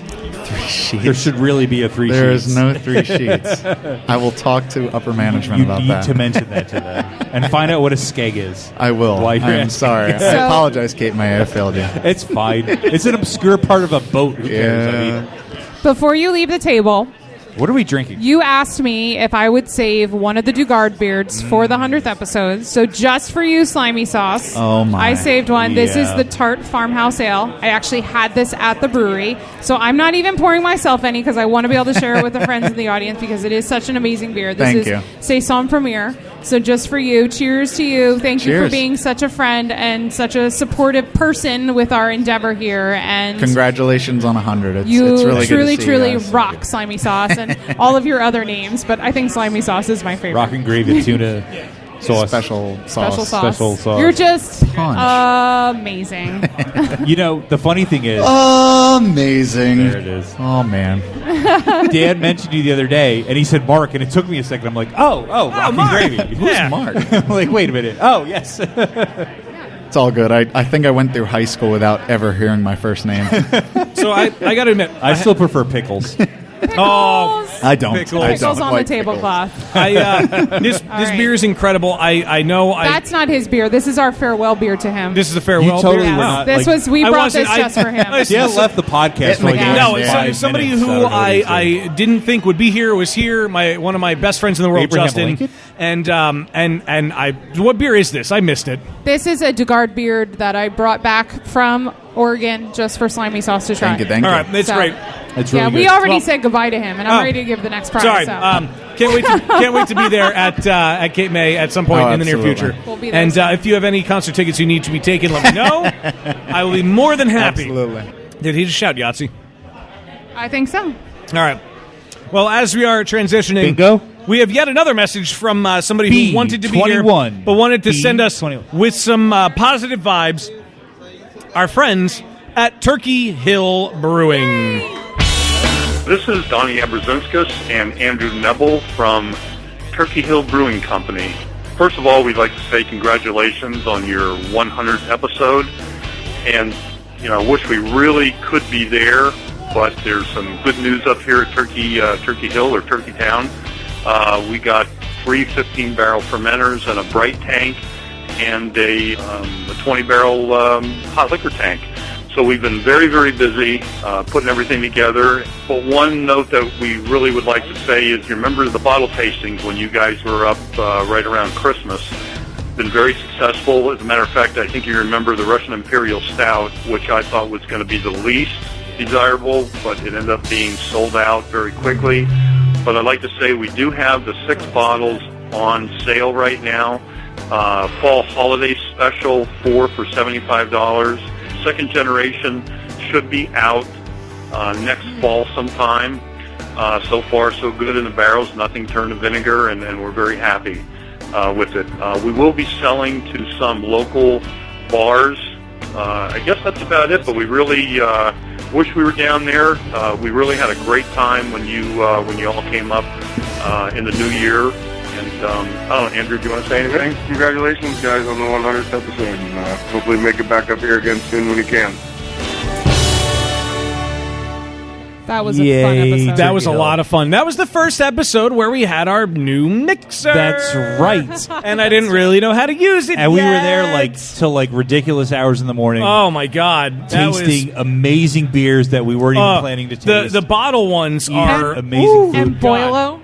I was just going to say, what was that? I was thinking, I almost said Chocolate Bovril, cello. but Chocolate oh my cello God, and the chocolate Boilo? cello. Oh my God, that was so good. Holy That was crap. so good. Holy crap. Speaking of indeed. so good. Sorry, guys, we have people at the table We now. have some 3 We awesome do. guys at the table. Yes, we do have 3 awesome guys at the table. We do. One of them was an unplanned surprise guest. Yes, and I'm very happy to have him at the table, as well as the ones who were the planned guests. But we have with us Paul, who was from Hopheads, who I really wish I would have remembered to play Bart's message before you came on, because he says... You played it in front of the wrong Paul. I did. I know. yeah. Well, I mean, I played it earlier. It was like, oh, hey, Hopheads, let's get this long one out of the way. But we're happy to have you here, of course, representing Hopheads. How did you get stuck in Pennsylvania? In Pennsylvania, or Well, they're all in Kentucky. Why aren't you there? because I'm a family man. Because there's shit that needs to be done, right? I actually have a job that requires me to stay in the area. All right, so. fair enough. But no, I mean, they're having a great time. I was planning on coming regardless. And actually, this is... Jackie and I just got married 2 years ago. Hey! This is actually our anniversary celebration. Oh, happy my God. Anniversary. That's So- awesome. No, I'm being Wow, we dead both said the serious. exact same thing. And when Bart said that things got pushed around, and I said, you know what? I will go and represent Hopheads gear the way we should be. Awesome. Nice. Very cool. Well, thank you so for much, coming man. out. That's awesome. And by the way, we really appreciate the support that you guys have given us. And we couldn't be I wouldn't be anywhere else than right here tonight. Thank you. you. Appreciate so much. that. We appreciate that very much. And of course, also at the table, past guest himself from way back in the early days. We're Yes. talking like 3 years ago. You know who else is here, Dan? What? Oh, that's Pops. Yeah. Pops Brian I'm over sorry. there. I was like, yeah, Dane, and then it was like, no, Wade's pointing that way. No. Of course, another Episode past guest. 12. 12. They So- were on episode Oh 12. my It was God, 12. Way Okay. Yeah. back when. Couldn't remember When which you one. were still I looked technically it a up. home brewer. Yep. Yeah, that's true. But So, now representing, of course, Golden Avalanche. Yep. You've got fun with us. Thank you for coming out, man. It's great to be here for the It's- third time, I guess it is. Yeah. So Yes, good to I see guess you. it would So be. you are now head brewer of I Golden am. Avalanche. How is Congratulations. that going? That's going great.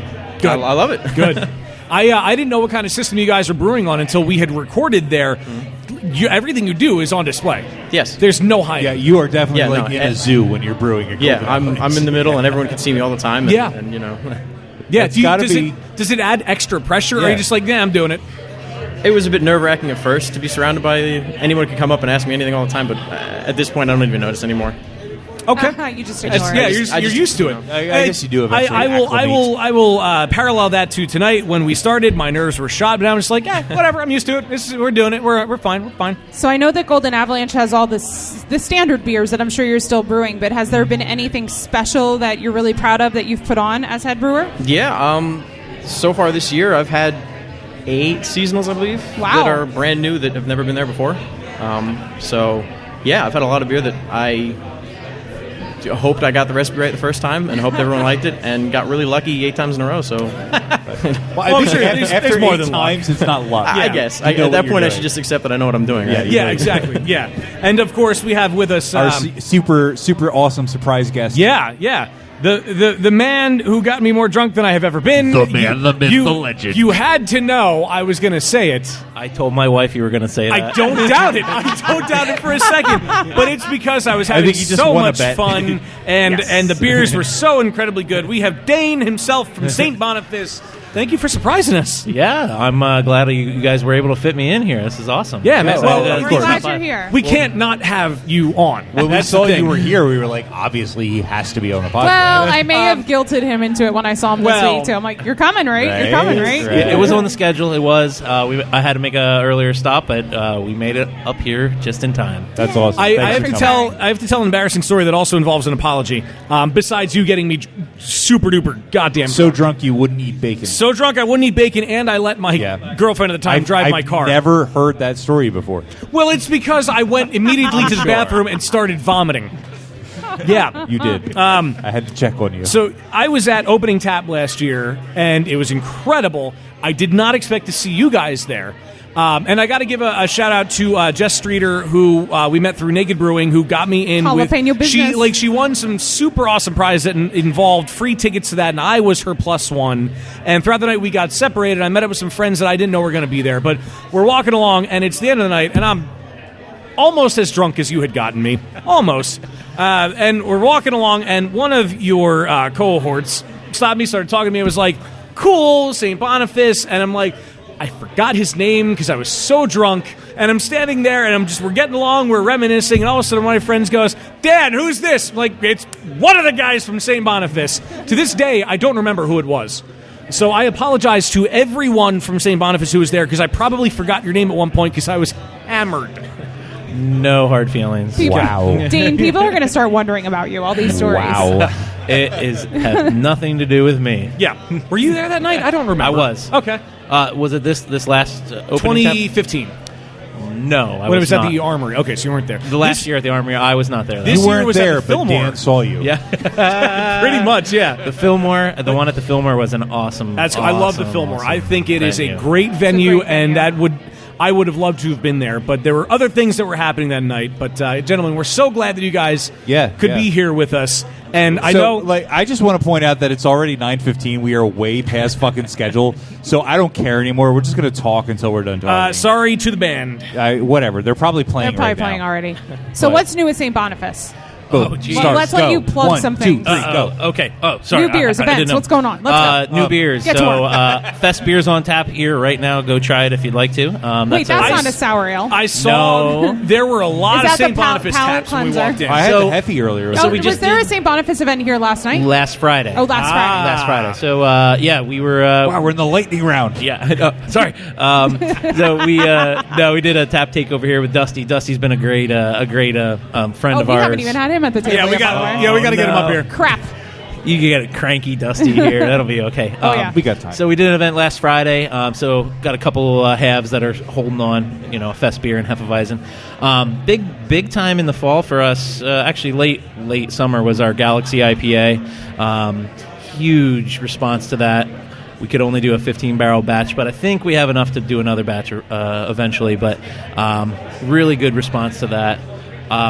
Pizza oven, hopefully in October. Ooh. I don't know how long it's been Fancy. since Those are you two guys... of my favorite words. Oh, you mean a literal pizza oven? I Yeah. thought you meant a beer called pizza oven. No. Okay. So I don't know how long since you guys have been into the tap room, but we've really renovated early this year, and in the last couple of months we added a pizza oven, which isn't quite up and running yet because we don't have a cook to do it, but it's close. It'll be do there. it. Send your applications too. Yes, exactly.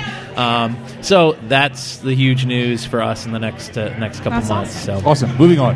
So Go on. since What's going well, on? hold with on. Ambulance? Oh, I'm Since we sorry. have three awesome people I thought at we the were doing table, lightning round. I thought it would be awesome to open an awesome beer. So this what are we beer drinking? is actually from Joe Man. Oh shit! I Oh, finished thanks, it Joe already. Man. Joe Man. Is there any more? It's over at the fun table now. Rich! Our awesome number one fan from Virginia. This is Hardy Woods Bourbon Barrel Aged Barley Wine. It's so good. friends, Amazing. it's now over at the table if you haven't had it yet. It's so good. So enjoy. Apparently, Dan already finished it. So It Dan, was so good. what did you think? What is it like? Thank you, Sharon. 14% alcohol, and you drank it that fast? I believe it was 13.3. God damn it!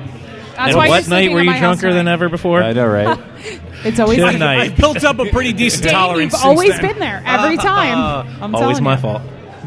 So have you brewed a barley wine at Golden Avalanche? I have not made a barley Not wine yet? yet. That's on the Because list. I remember when Colin was there, he brewed a barley wine. So there you go. Challenge accepted. so. There you go. That has to be the next thing. Boom. What do you think, Paul? I love barley wine. I actually had some really good barley wine from 21st Amendment recently. Oh, I don't think I've had that. I love barley wine. It's very underrepresented beer. I don't think a lot of people are doing it right, to be honest with you. You know, and I have to be honest, barley wine is not my favorite style.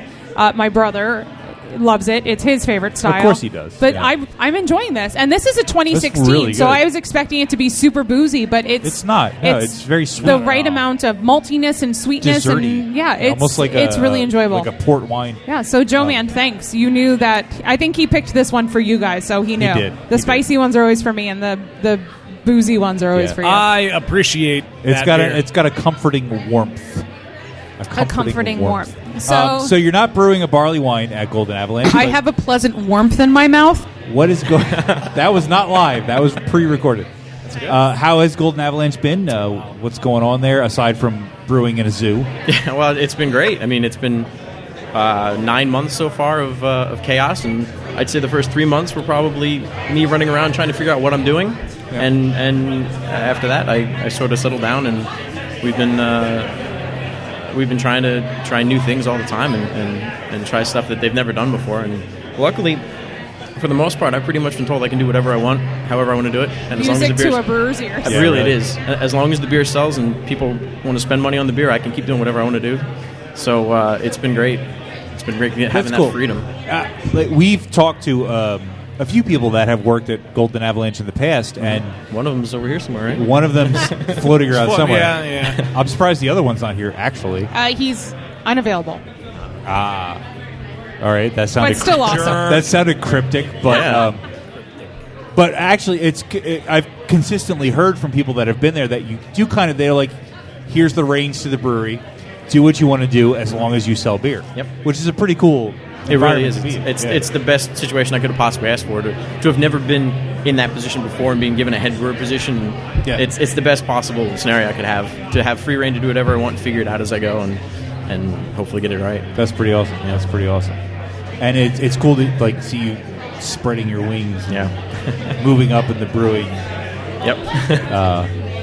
ladder. Spread Or your whatever. wings I don't know. I drank a lot of beer tonight. I'm running out of words. Yeah, how are you guys doing? It's been a marathon of, It has beer been. and talking. Well, it's got to be. We're used to it. Fortunately, We're not almost used done. to everybody. We're being in the able to home hear stretch us now. the Soon whole we're going to time. get to go socialize and listen to some live music. All and right. We're getting there, but we still have some raffle prizes. Lightning round part 3, Paul. So, Paul, you brought some prizes. Thank you for that. Right, 2 T-shirts, I believe. Yeah, and by the way, anybody that wins them, if they're not your size, we can take care of you. We just, honestly, we would like to say, this is coming from all of us, how much you guys have really done so much for Hophead Skier. We're entering into our 3rd year. And if it wasn't for you guys, I don't know if we would have made it. Well, if I can be totally honest, serious. If I can be totally honest, Hopheads has certainly done a lot for us. I mean, you guys, Bart is doing a been a great good thing with the partnership. designs and the shirts, and you guys are all over the place at all sorts of different events. But you guys kind of took us under your wing, and when we decided, yep, we're going to sell shirts, boom, Bart was there with the shirts, It's like, I'll and you print you guys took us t-shirts. with you and let us sell shirts. Like I wasn't there that day because hey, scheduling sucks for me. But at the Atlantic City Craft Beer Fest that you guys got to go to, that was I a lot think of the fun. first shirt that we sold, and it was all thanks to you guys. One of the coolest things, and I don't know if Steph wants to chime in on this, I remember when I met Steph for the first time that we actually started talking about getting together as far as collaboration. And to be honest with you, Steph was the nicest person in the world. She told me exactly what was going on. Try being related to her. Well, Yeah. I mean, of course, there's all different stories, but I'm just saying, like, I remember the day I met Steph. I'm a memorable person to meet. Of course. There's Dane, no question Vaughn, about that. Paul, thank you so Gentlemen, much. thank you for the Please make sure continued you sign the support. shirts. And Dusty, move your ass to a microphone. Yeah, get to a Get microphone. on a mic, bitch. Just pick which one. I'll turn them all off, and we'll still hear you. We honestly want to tell you how much we really appreciate everything. We couldn't have done Thank anything you so without much. you guys. Thank you, Paul. That's insane. While Dusty is situating himself at a microphone, I've got one more message that we need to play from a guest who wishes that they could be here. It is our friends at Levante who have given me the most editing I've ever had to do in my life. Gentlemen, thank you for the fun time and the plenty of beers. Hey guys, this is Levante Brewing over in Westchester, Pennsylvania, wishing our Beer Buster friends Dan, Steph, and Wayne congratulations on your 100th episode. Episode 96 of Levante was a blast, and we thank you for joining us at the brewery, and best wishes from all of us to your continued success, and we'll see you soon. Take care, guys. Yeah, the guys at Levante are doing fantastic things. If you have not made it out there, and I know a couple of my friends are in the audience, Greg and Sean, shout out to you guys. We went to Levante together, and the beers are growing, and of course we've got Mark and Kelly and April that are with also. But if you haven't made it out to Levante, please do so. They are growing and growing and growing and doing a lot of great things. Barrel Age program is in the works. They have food trucks, including a guy that yells at you in German who makes some fantastic food. And it's just amazing. A lot of great stuff. Oh, fantastic food, including Wiener Schnitzel. You are welcome, Rich. You've been represented. But there's a lot of things that we could say about the guy who's sitting down at the table with us. Our official VIP guest. He is the VIP because he is the man behind everything that you see tonight, whether he wants to admit it or not, including the ice so that I could cool down my beer. Dusty, have a beer. Have a beer, my friend. I will. You enjoy that. Thank you. Try your best to enjoy it. Please tell us honestly what you think of this beer. Oh, God, I'm afraid Drink of it, that. and then I'll give you something way better to wash it down. That's probably a good call. Is this Dane's cup? Probably. We can give you a fresh cup. I'll use Dane's cup. I like Dane. All right. Dane's backwash tastes like rainbows. All right. This isn't Dane's cup. I'll have a new cup. All right. That does not taste like rainbows. Yeah. Now I have Dane's cup. But what is this supposed to be? That is a quote supposed to be beer. American Light. As one of my friends sitting directly behind you said, it's beer. Sort of. The name that they submitted was just it's beer. We also had nobody's really submitted names. Dan's tainted. Yeah, we need more names. Come on, people. Get on it. Drink my shitty beer and help me Names for name the Dan's shitty beer. Shitty beer. What do you think? You just took a sip. What do you think? It's drinkable. I'll take it. Ding, ding, ding. I will. I didn't take that. vomit in my mouth. I will take that. There's a name. It's drinkable. There you go. You know what? I'll take it. Fine. It's drinkable. Whatever. Light It's lager. drinkable. That's another name that's up in the air. But, Dusty, we cannot thank you enough for literally everything you have done for us because you make this the hometown spot for us. You've had us for Brewphoria. We had a 19-hour recording session here at one point, and you had us back for this. And every single time that you have us here, it is nothing shy of a clusterfuck, and I mean that in the absolute best way possible because a lot happens and a lot is memorable, and that's the best part about coming here to Canal Street. Well, you're welcome. I think you're thanking me. So Absolutely, you're I'm welcome. thanking you. I'm not sure how to take what you just said. We love having you guys, and thank you. We love your following too. Jesus, is this I told you we'd pack the place. They know how to drink. Best or largest crowd so far? That yes, for an event that we've done on our own. Yes. Yeah, and you know what? Awesome. This is the first time we've ever broken out speakers so everyone can hear. And I'd like to think it's been a nice reception so far. It's been cool. But, I think we should do it again. Yeah, I agree. And I would not dream of doing it anywhere before else. episode 200. Of course. I wouldn't dream of doing it anywhere else but here. And it's all thanks to you. You do a great thing here, Dusty. You're very welcome. I love you guys. I love everyone in this room. I mean, I see a lot of familiar faces, a lot of new faces. It's been a great night for us. So hopefully it's been, as what sounds like it's been great for you as well. It's been incredible from this side. It's been awesome. Any memorable beers tonight? All of them. Besides, the one in your glass is pretty freaking awesome. I haven't. No, not that one. This one. Well, yeah, the one in the glass. There's another one here that's actually good. But so I want Dan didn't make. I want to give a shout out to the event that you guys have going on tonight. The Funk Fest. The Funk Fest. So it's pretty much a total sour tap takeover, right? Yes. Okay. So we don't use every tap. But most. But most of them. Yes. You need something to cleanse your palate. Yeah. Well, right. Wayne and I had a St. Boniface Blood Orange Hefeweizen from St. Boniface. Well, I think you're combining two beers. No. No, it's a... Or is it a blood orange? I thought there was two of them. One was a blood orange. No. It's the same beer. I had to look earlier to make sure. It's probably a good idea for the rest of the evening. When I speak, don't listen to what I'm saying. Okay, we'll just turn off his mic. It is an orange blossom honey Hefeweizen. Thank you. Dane. Thank you. Dane, for And this is clarifying. why we have speakers, so when we get things wrong, someone can correct us. That's Dane Shirey, Director of Marketing, correct? Yes. No oranges were harmed in the making of that beer. Yay. Just orange blossom honey. But they killed like 30,000 squids.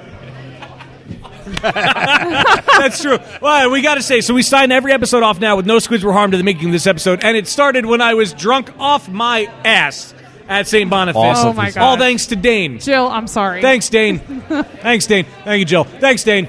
So this is another beer from Joe Man from Virginia. This is Thank Licking you, Joe Hole Man. Creek's Chai Tea Virginia Black Bear. Really? It's pretty freaking awesome. It's awesome. What style is it? It's a Russian Imperial I was Stout. going to say, I'll classify it as.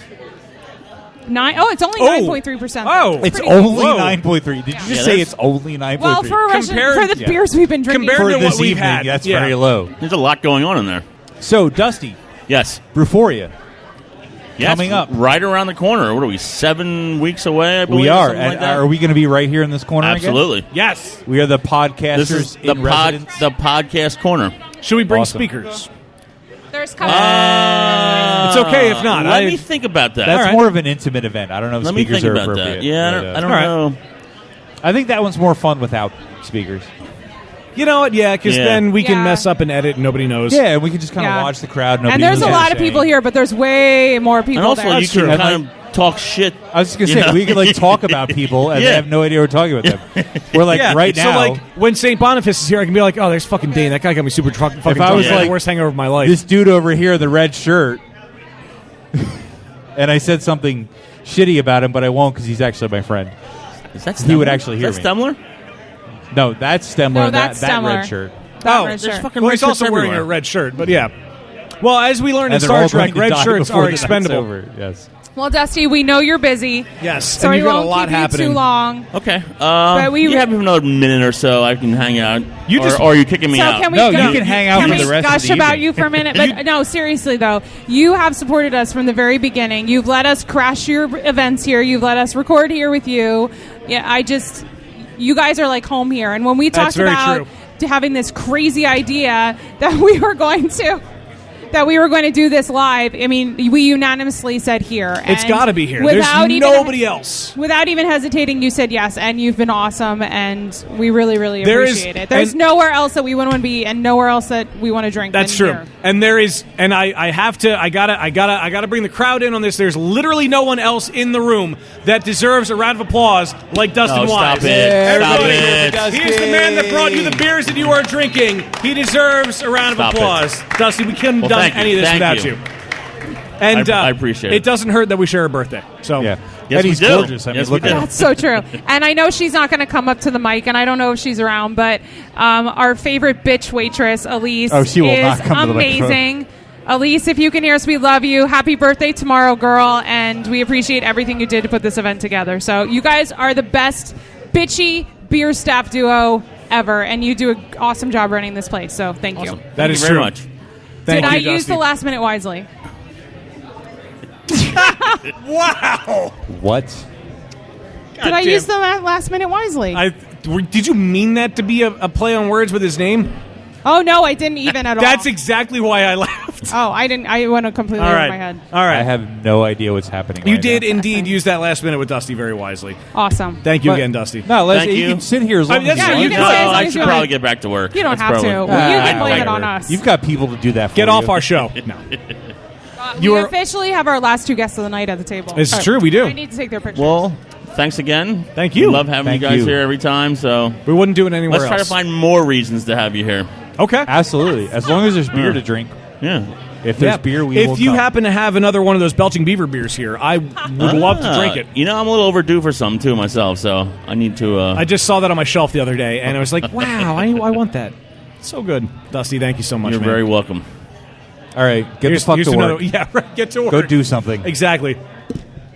But we have Thank you, Dusty. Our final guests of the night. It would not Dusty, be. you have to send a T-shirt. I would not feel complete if we did not have these two individuals with us. We have been through so much together. Whether we wanted to or not is a totally different story. But we have our friend, of course, who has done plenty with us, including introduce us to one of our what I consider one of our best friends of the podcast. You introduced us to Ethan. We've got John Stemler, the man, the myth, the legend from Free Will Brewing here with us. How are you, sir? Good. How you guys doing? Fantastic. Thank you for finally showing up. Yeah, sorry. It's a long drive. Better late than I have to say, both of these people hauled ass from other events just to get here. That's the other That's part. love. So the other individual that is with us, we have had on a few times. We had she drank out of a trophy. A trophy. Thank you. I don't know Because why I she couldn't think of that won. word. Because her beer won such a fantastic prize and honor. That was that Capital City or was that Little Big Beer Fest? That was Little Big Beer Fest. Little Big Beer Fest. So that can be the one, the only star of the show, of course, at 0 Day Brewing, is Brandon Armstrong. How are you tonight? I'm good. It's great to see you guys. Thank you for coming. And I love how they both sat down and grabbed a can of hijinks, and they're like, we need beer. Not only Yeah, that, they were both just like, I'm going to help myself to Brandon this. opened it and started chugging the beer because she has She's like, missed this I much. need this. miss The you bar's so kind of much. far away. Yeah, well, the yeah. bar is quite a ways. Yeah, that is But we true. do have our free sampling table over there. Those are really tiny cups. Wow. Of course, not how I roll. This is a very coffee beer. It was not a chugger. Not a chugger. But I needed it. Well, it depends on your mindset. Well, that's true. So, John, there's some big news with Free Will going on. You guys are getting ready to open your new tap room in Peddler's Yep. Village. Yep, a couple weeks. Yay! That's all pretty right. amazing. So right now you're serving beer on the porch. Yeah, Correct? tomorrow and Sunday. And then 2 weeks from now, the tap room opens. I certainly hope so. Ain't no beer like a porch beer. Yeah, 2 beers on tap on the porches. That's it. Just Yeah. mainly for communication and presence in the village. Not really to make any money. So what will the feel be like of this new tap room once it opens? Okay, well, if you're familiar with Peddler's Village, it's kind of eclectic, villagey, obviously. I think some of the stores have forgotten to update, and I think we're going to try and take the place to the next level. I mean, Earl's New American just opened, and they spared no expense making that place really, really nice, and we're doing the same. So we're trying to get some colonial style in there, but trying to blend it with some new stuff. So there's going to be a little stainless. And my partner is insisting that brass is coming back, so there is a brass tap system in there. Nice. I don't necessarily agree with that, You gave in. but we'll Brass see. is hot, though. It is kind of sexy. It's pretty. It's sexy. It is kind of sexy. Is that one of It's those a lot things- of upkeep, though. Is that one of those things where it's like, oh, brass is in right now, or is it like, is it forever a good thing? Forever. I think brass is forever. Brass is forever? Okay. There What you go. anniversary Unlike do you get a diamonds. brass gift? I have no idea. I have no idea. 10 is 10. I know that. I was going to say thirds. When like you get to random first number. base. Hi. Like, hi. There is so many jokes We've that been would make going if my steady father for- were not sitting right over there. We've been going steady for Sorry, 3 Dad. weeks. Here's a brass nipple clamp for you that I made in home ec. I love it. In home ec. Sure. There's a clock, there's a wooden bridge, there's a transistor, and then there's a nipple clamp. Yeah. We got to have the matching It's- set. That way it's a chain between It's the that two. night, part of the night, isn't it? It's been a long And you know night. what? This part of the night would not. It's perfect that it's the two of them. That's here. so true. Yeah. So, Brandolin, since the last time we recorded with you guys, the facade of your brewery has really changed. Is it still orange? You have outside. I mean, you have this Outside, the facade. amazing mural. I don't know That's what what a facade is. means. I just thought Look it it up, meant you look. simpleton. Yes. I thought it meant look. It has changed. The decor. There's a really awesome art initiative, mural initiative going on in Harrisburg. It's a group of really just cool people trying to put some pretty things up on ugly walls, and we had a very long, ugly wall. Pretty things on ugly walls. That should be That's the name pretty of the awesome. beer. Right? Pretty things on ugly walls. Hashtag your mom. But anyway, Whoa. Wow. That escalated quickly. yeah. So it's a beautiful mural. There's a whole long story that I always forget. It's a typeset, like a font that wasn't used for a long time, and it says Harrisburg. So we've gotten a lot of exposure from that because people are seeking out these murals. It's a tourism draw, of course. Thank you. And You know, need one of She's those. got her John. own waitress and everything. It's this pretty is awesome. my admin assistant, Jess. Hi, Jess. Nice. She's been sitting at the wrong bar. I felt bad. For about 3 hours. What, were you drinking? I am the worst. You're fine. I am the worst. but she is the best. But yeah, so the You are the mural worst. is amazing. Yeah, she's the best. She keeps me on target. And yeah, so it's a beautiful mural. It's brightly colored. It kind of looks like an 8-bit Mario video game. In fact, I jumped with my fist, and one of my friends photoshopped a fire flower into the picture. Nice. So yeah, it's changed a little bit, and now people don't wander into the cinema, which we're in the same building as. They tell them, okay, go to the end of the mural, and thus people can find us. And thus there is beer. beer. And there is beer. And I got to say, I'm happy that you have the Harrisburg mural, because I don't think I've come across any brewery or anybody involved with the brewery that is more proud, happier to be where they are. And you do a lot to bring business and awareness to Harrisburg. I would agree. It's I was just talking about this earlier. It would be a lot easier if we were in the suburbs. There are a lot more amenities in the suburbs, and I probably would make a damn lot more money. But we love Harrisburg, and we love the city and that urban feel, and we just are really excited that people want to be there and come there and invest there. That's awesome. That is so cool. And Harrisburg has gotten sort of bad rap over the years, and it's cool to see people like yourself doing such great things to try to revitalize it. There's a lot of good stuff going on. I came from Baltimore. Ugh. So Harrisburg, yeah. Harrisburg is a little city. You probably shouldn't have said that. And I'm proud of Baltimore, but I'm prouder of my actual home, which is Harrisburg. Good. But yeah, I mean, it doesn't scare me.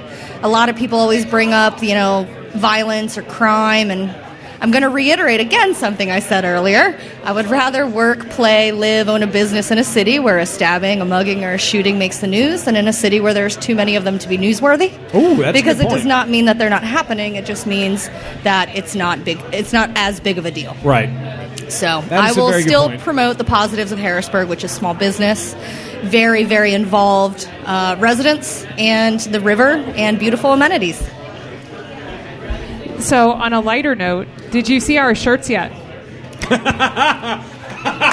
There's a penis. Is there a penis? There's a penis on the shirts. I was going to say. I just want to touch Steph's boobs, well, which John I'm doing here right now. is from Theo's signature is on the shirt. the mean streets of Compton, He would put a dick on it. and he did. On that note, John. And it has been Yeah, memorialized. and then back to John. John, so you, I know we were at your brewery beginning of the year. We were there for a Sour Sunday. Is this something that I know you had moved from monthly to bi-monthly? Are you still doing them? I don't know that I've seen much on like Facebook. There Okay, was good. one not that long ago. Yeah, we have one. We had one in August. Was it August? I don't remember. Jeez. At some point, not too Yeah. long ago. Yeah. All right. Every other month we do them, except for we don't do them like around the holidays because of obvious reasons, and we don't do them around Philly Beer Week because of the same reason. Oh. So we end up with like 8, less of them a year. But the last one was extremely successful. The poor food truck got wiped out. Everything behind the bottling line now is seating on the weekends, so we can access our extra bathrooms. It's a little much. We actually have to switch to 2 food trucks for the next Sour Sunday to keep up. It's been pretty That's a cool good to problem. see. Yeah, it's been pretty cool to see the brewery grow. Because we were there for the Hoftender Mall event that we were at.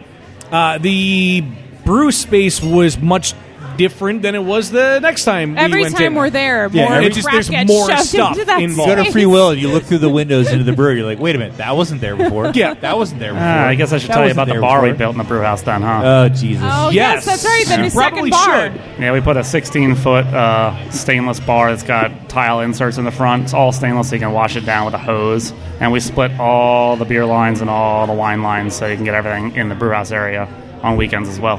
Wow, that's probably going to help a lot with the lines, especially on Sour Sundays. The lines are a pain. Fantastic. So, what's the next bottle release at Free Will? We haven't quite figured that out yet, but we have a lot of beer ready. We have Blood and Guts, which will be ready in a week. We have DC Cranberry Farmhouse with Deer Creek malt. Tasty, tasty. And we already have Bookface Troll that's already ready. It's a Brett barrel aged barley wine, and we have Heareth, which is also Deer Creek sorghum and oats that was partially kettle soured and then put in a saison fermented, and then we also put it into Brett barrels for I guess a year or something. I kind of lose track. Our program's gotten a little out of hand. Wow. I guess a year or something. That should be the name of the beer. I guess a year or something. There you go. What amazes me is that you're able to pull off. So, as somebody who has not been into sours for a very long time, and there's only so much time I can say that, but when I first had a sour, I hated it. And then I started coming around to them, and then I like the beers that you guys do as sours. But that's not all that you do. No. I've made a point to say to people, if you want a good sour at a good local sour, look no more than Free Will. But a beer I always love looking back to is Craggle. Oh, for That's sure. an incredible beer.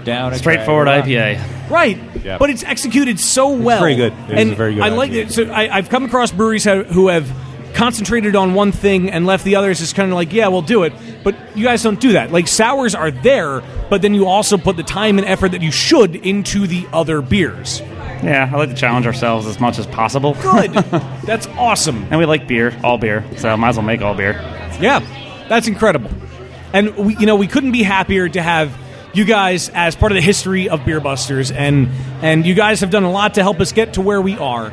And I can't thank you guys enough for coming out here. Holy shit, it's 9:45. I know. We are 45 minutes behind schedule. It's time to end this shit. So, anything coming up at Zero Day that you want to plug real quickly?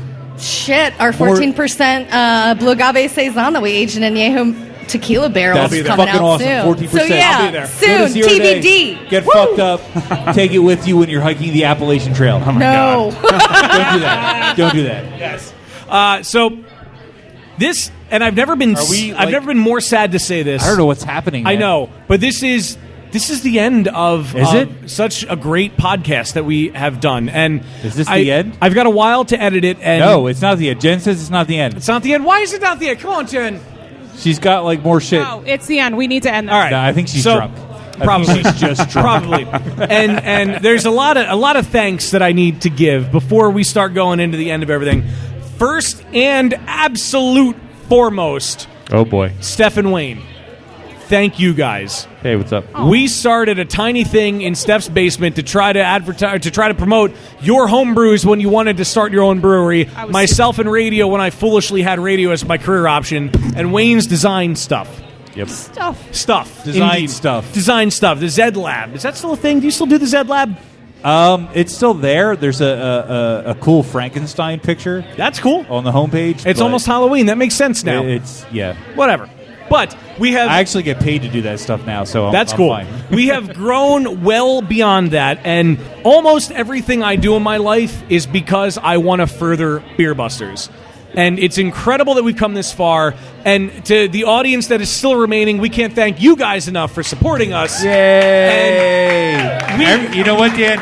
Almost everything I do in my life is to drink more beer. Yes. And Beer Busters is a very Including Beer convenient way to Busters. make that happen. Yes, that is so very true. And there's so many old friends and new friends in the audience, and no matter where you came in along the timeline, you are part of the Beer Busters family. Whether you are somebody who listens to every episode, whether you're somebody who brings his own home brews to our 100th episode, somebody who I promised I would start a podcast with before Beer Busters but never really took off, looking at you, Greg and Sean. And whether it comes to Jen, who does our taxes, Marilyn, who is our unofficial intern, who sells our shirts and raffle tickets, and Rich, who rounds up all the guests, you guys are all part of this entire Beer Busters train. Rich, who often also carts our drunk asses around. That is very true. Hands for Rich. Round of applause to Rich. Everybody needs a good DD, and Rich Hefner is the best of them all. We couldn't have done any of this without any of you guys here. And Wayne's got a finger up. What's going on? This is really good. I haven't had it yet. But that is Matt's homebrew that he's brought for us with a nice little label on it. And like it. I haven't had it yet. Wayne, pour me some as we really go good. out. As you hit the outro. Yeah, as we hit the outro, because we've Wait got a some second, great I wanna music try this. that will be coming out there. We can't possibly thank everybody that has been here enough. You guys, seriously, we can't do this without you, and we do it for you as well. And unfortunately, my friends, this brings us to the end of the 100th episode the of Beer 100th Busters. episode. Thank you guys for coming out here. Thanks to Dusty, thanks to Canal Street, and thanks to everyone. I want to share share my microphone. Don't do that. I am A very grateful Dan Baker, joined as always by my co-host and brewologist Steph Hefner, and our demented and fermented Wayne Baker. Guys, cheers to you. We'll be here for the rest of the night. Go enjoy some music and some beers. Let's hang out, get drunk. Let's not forget, of course, no squids were harmed in the making of this particular episode. We'll talk about next time later, but we'll see you then. Tonight we harmed all the fucking squids.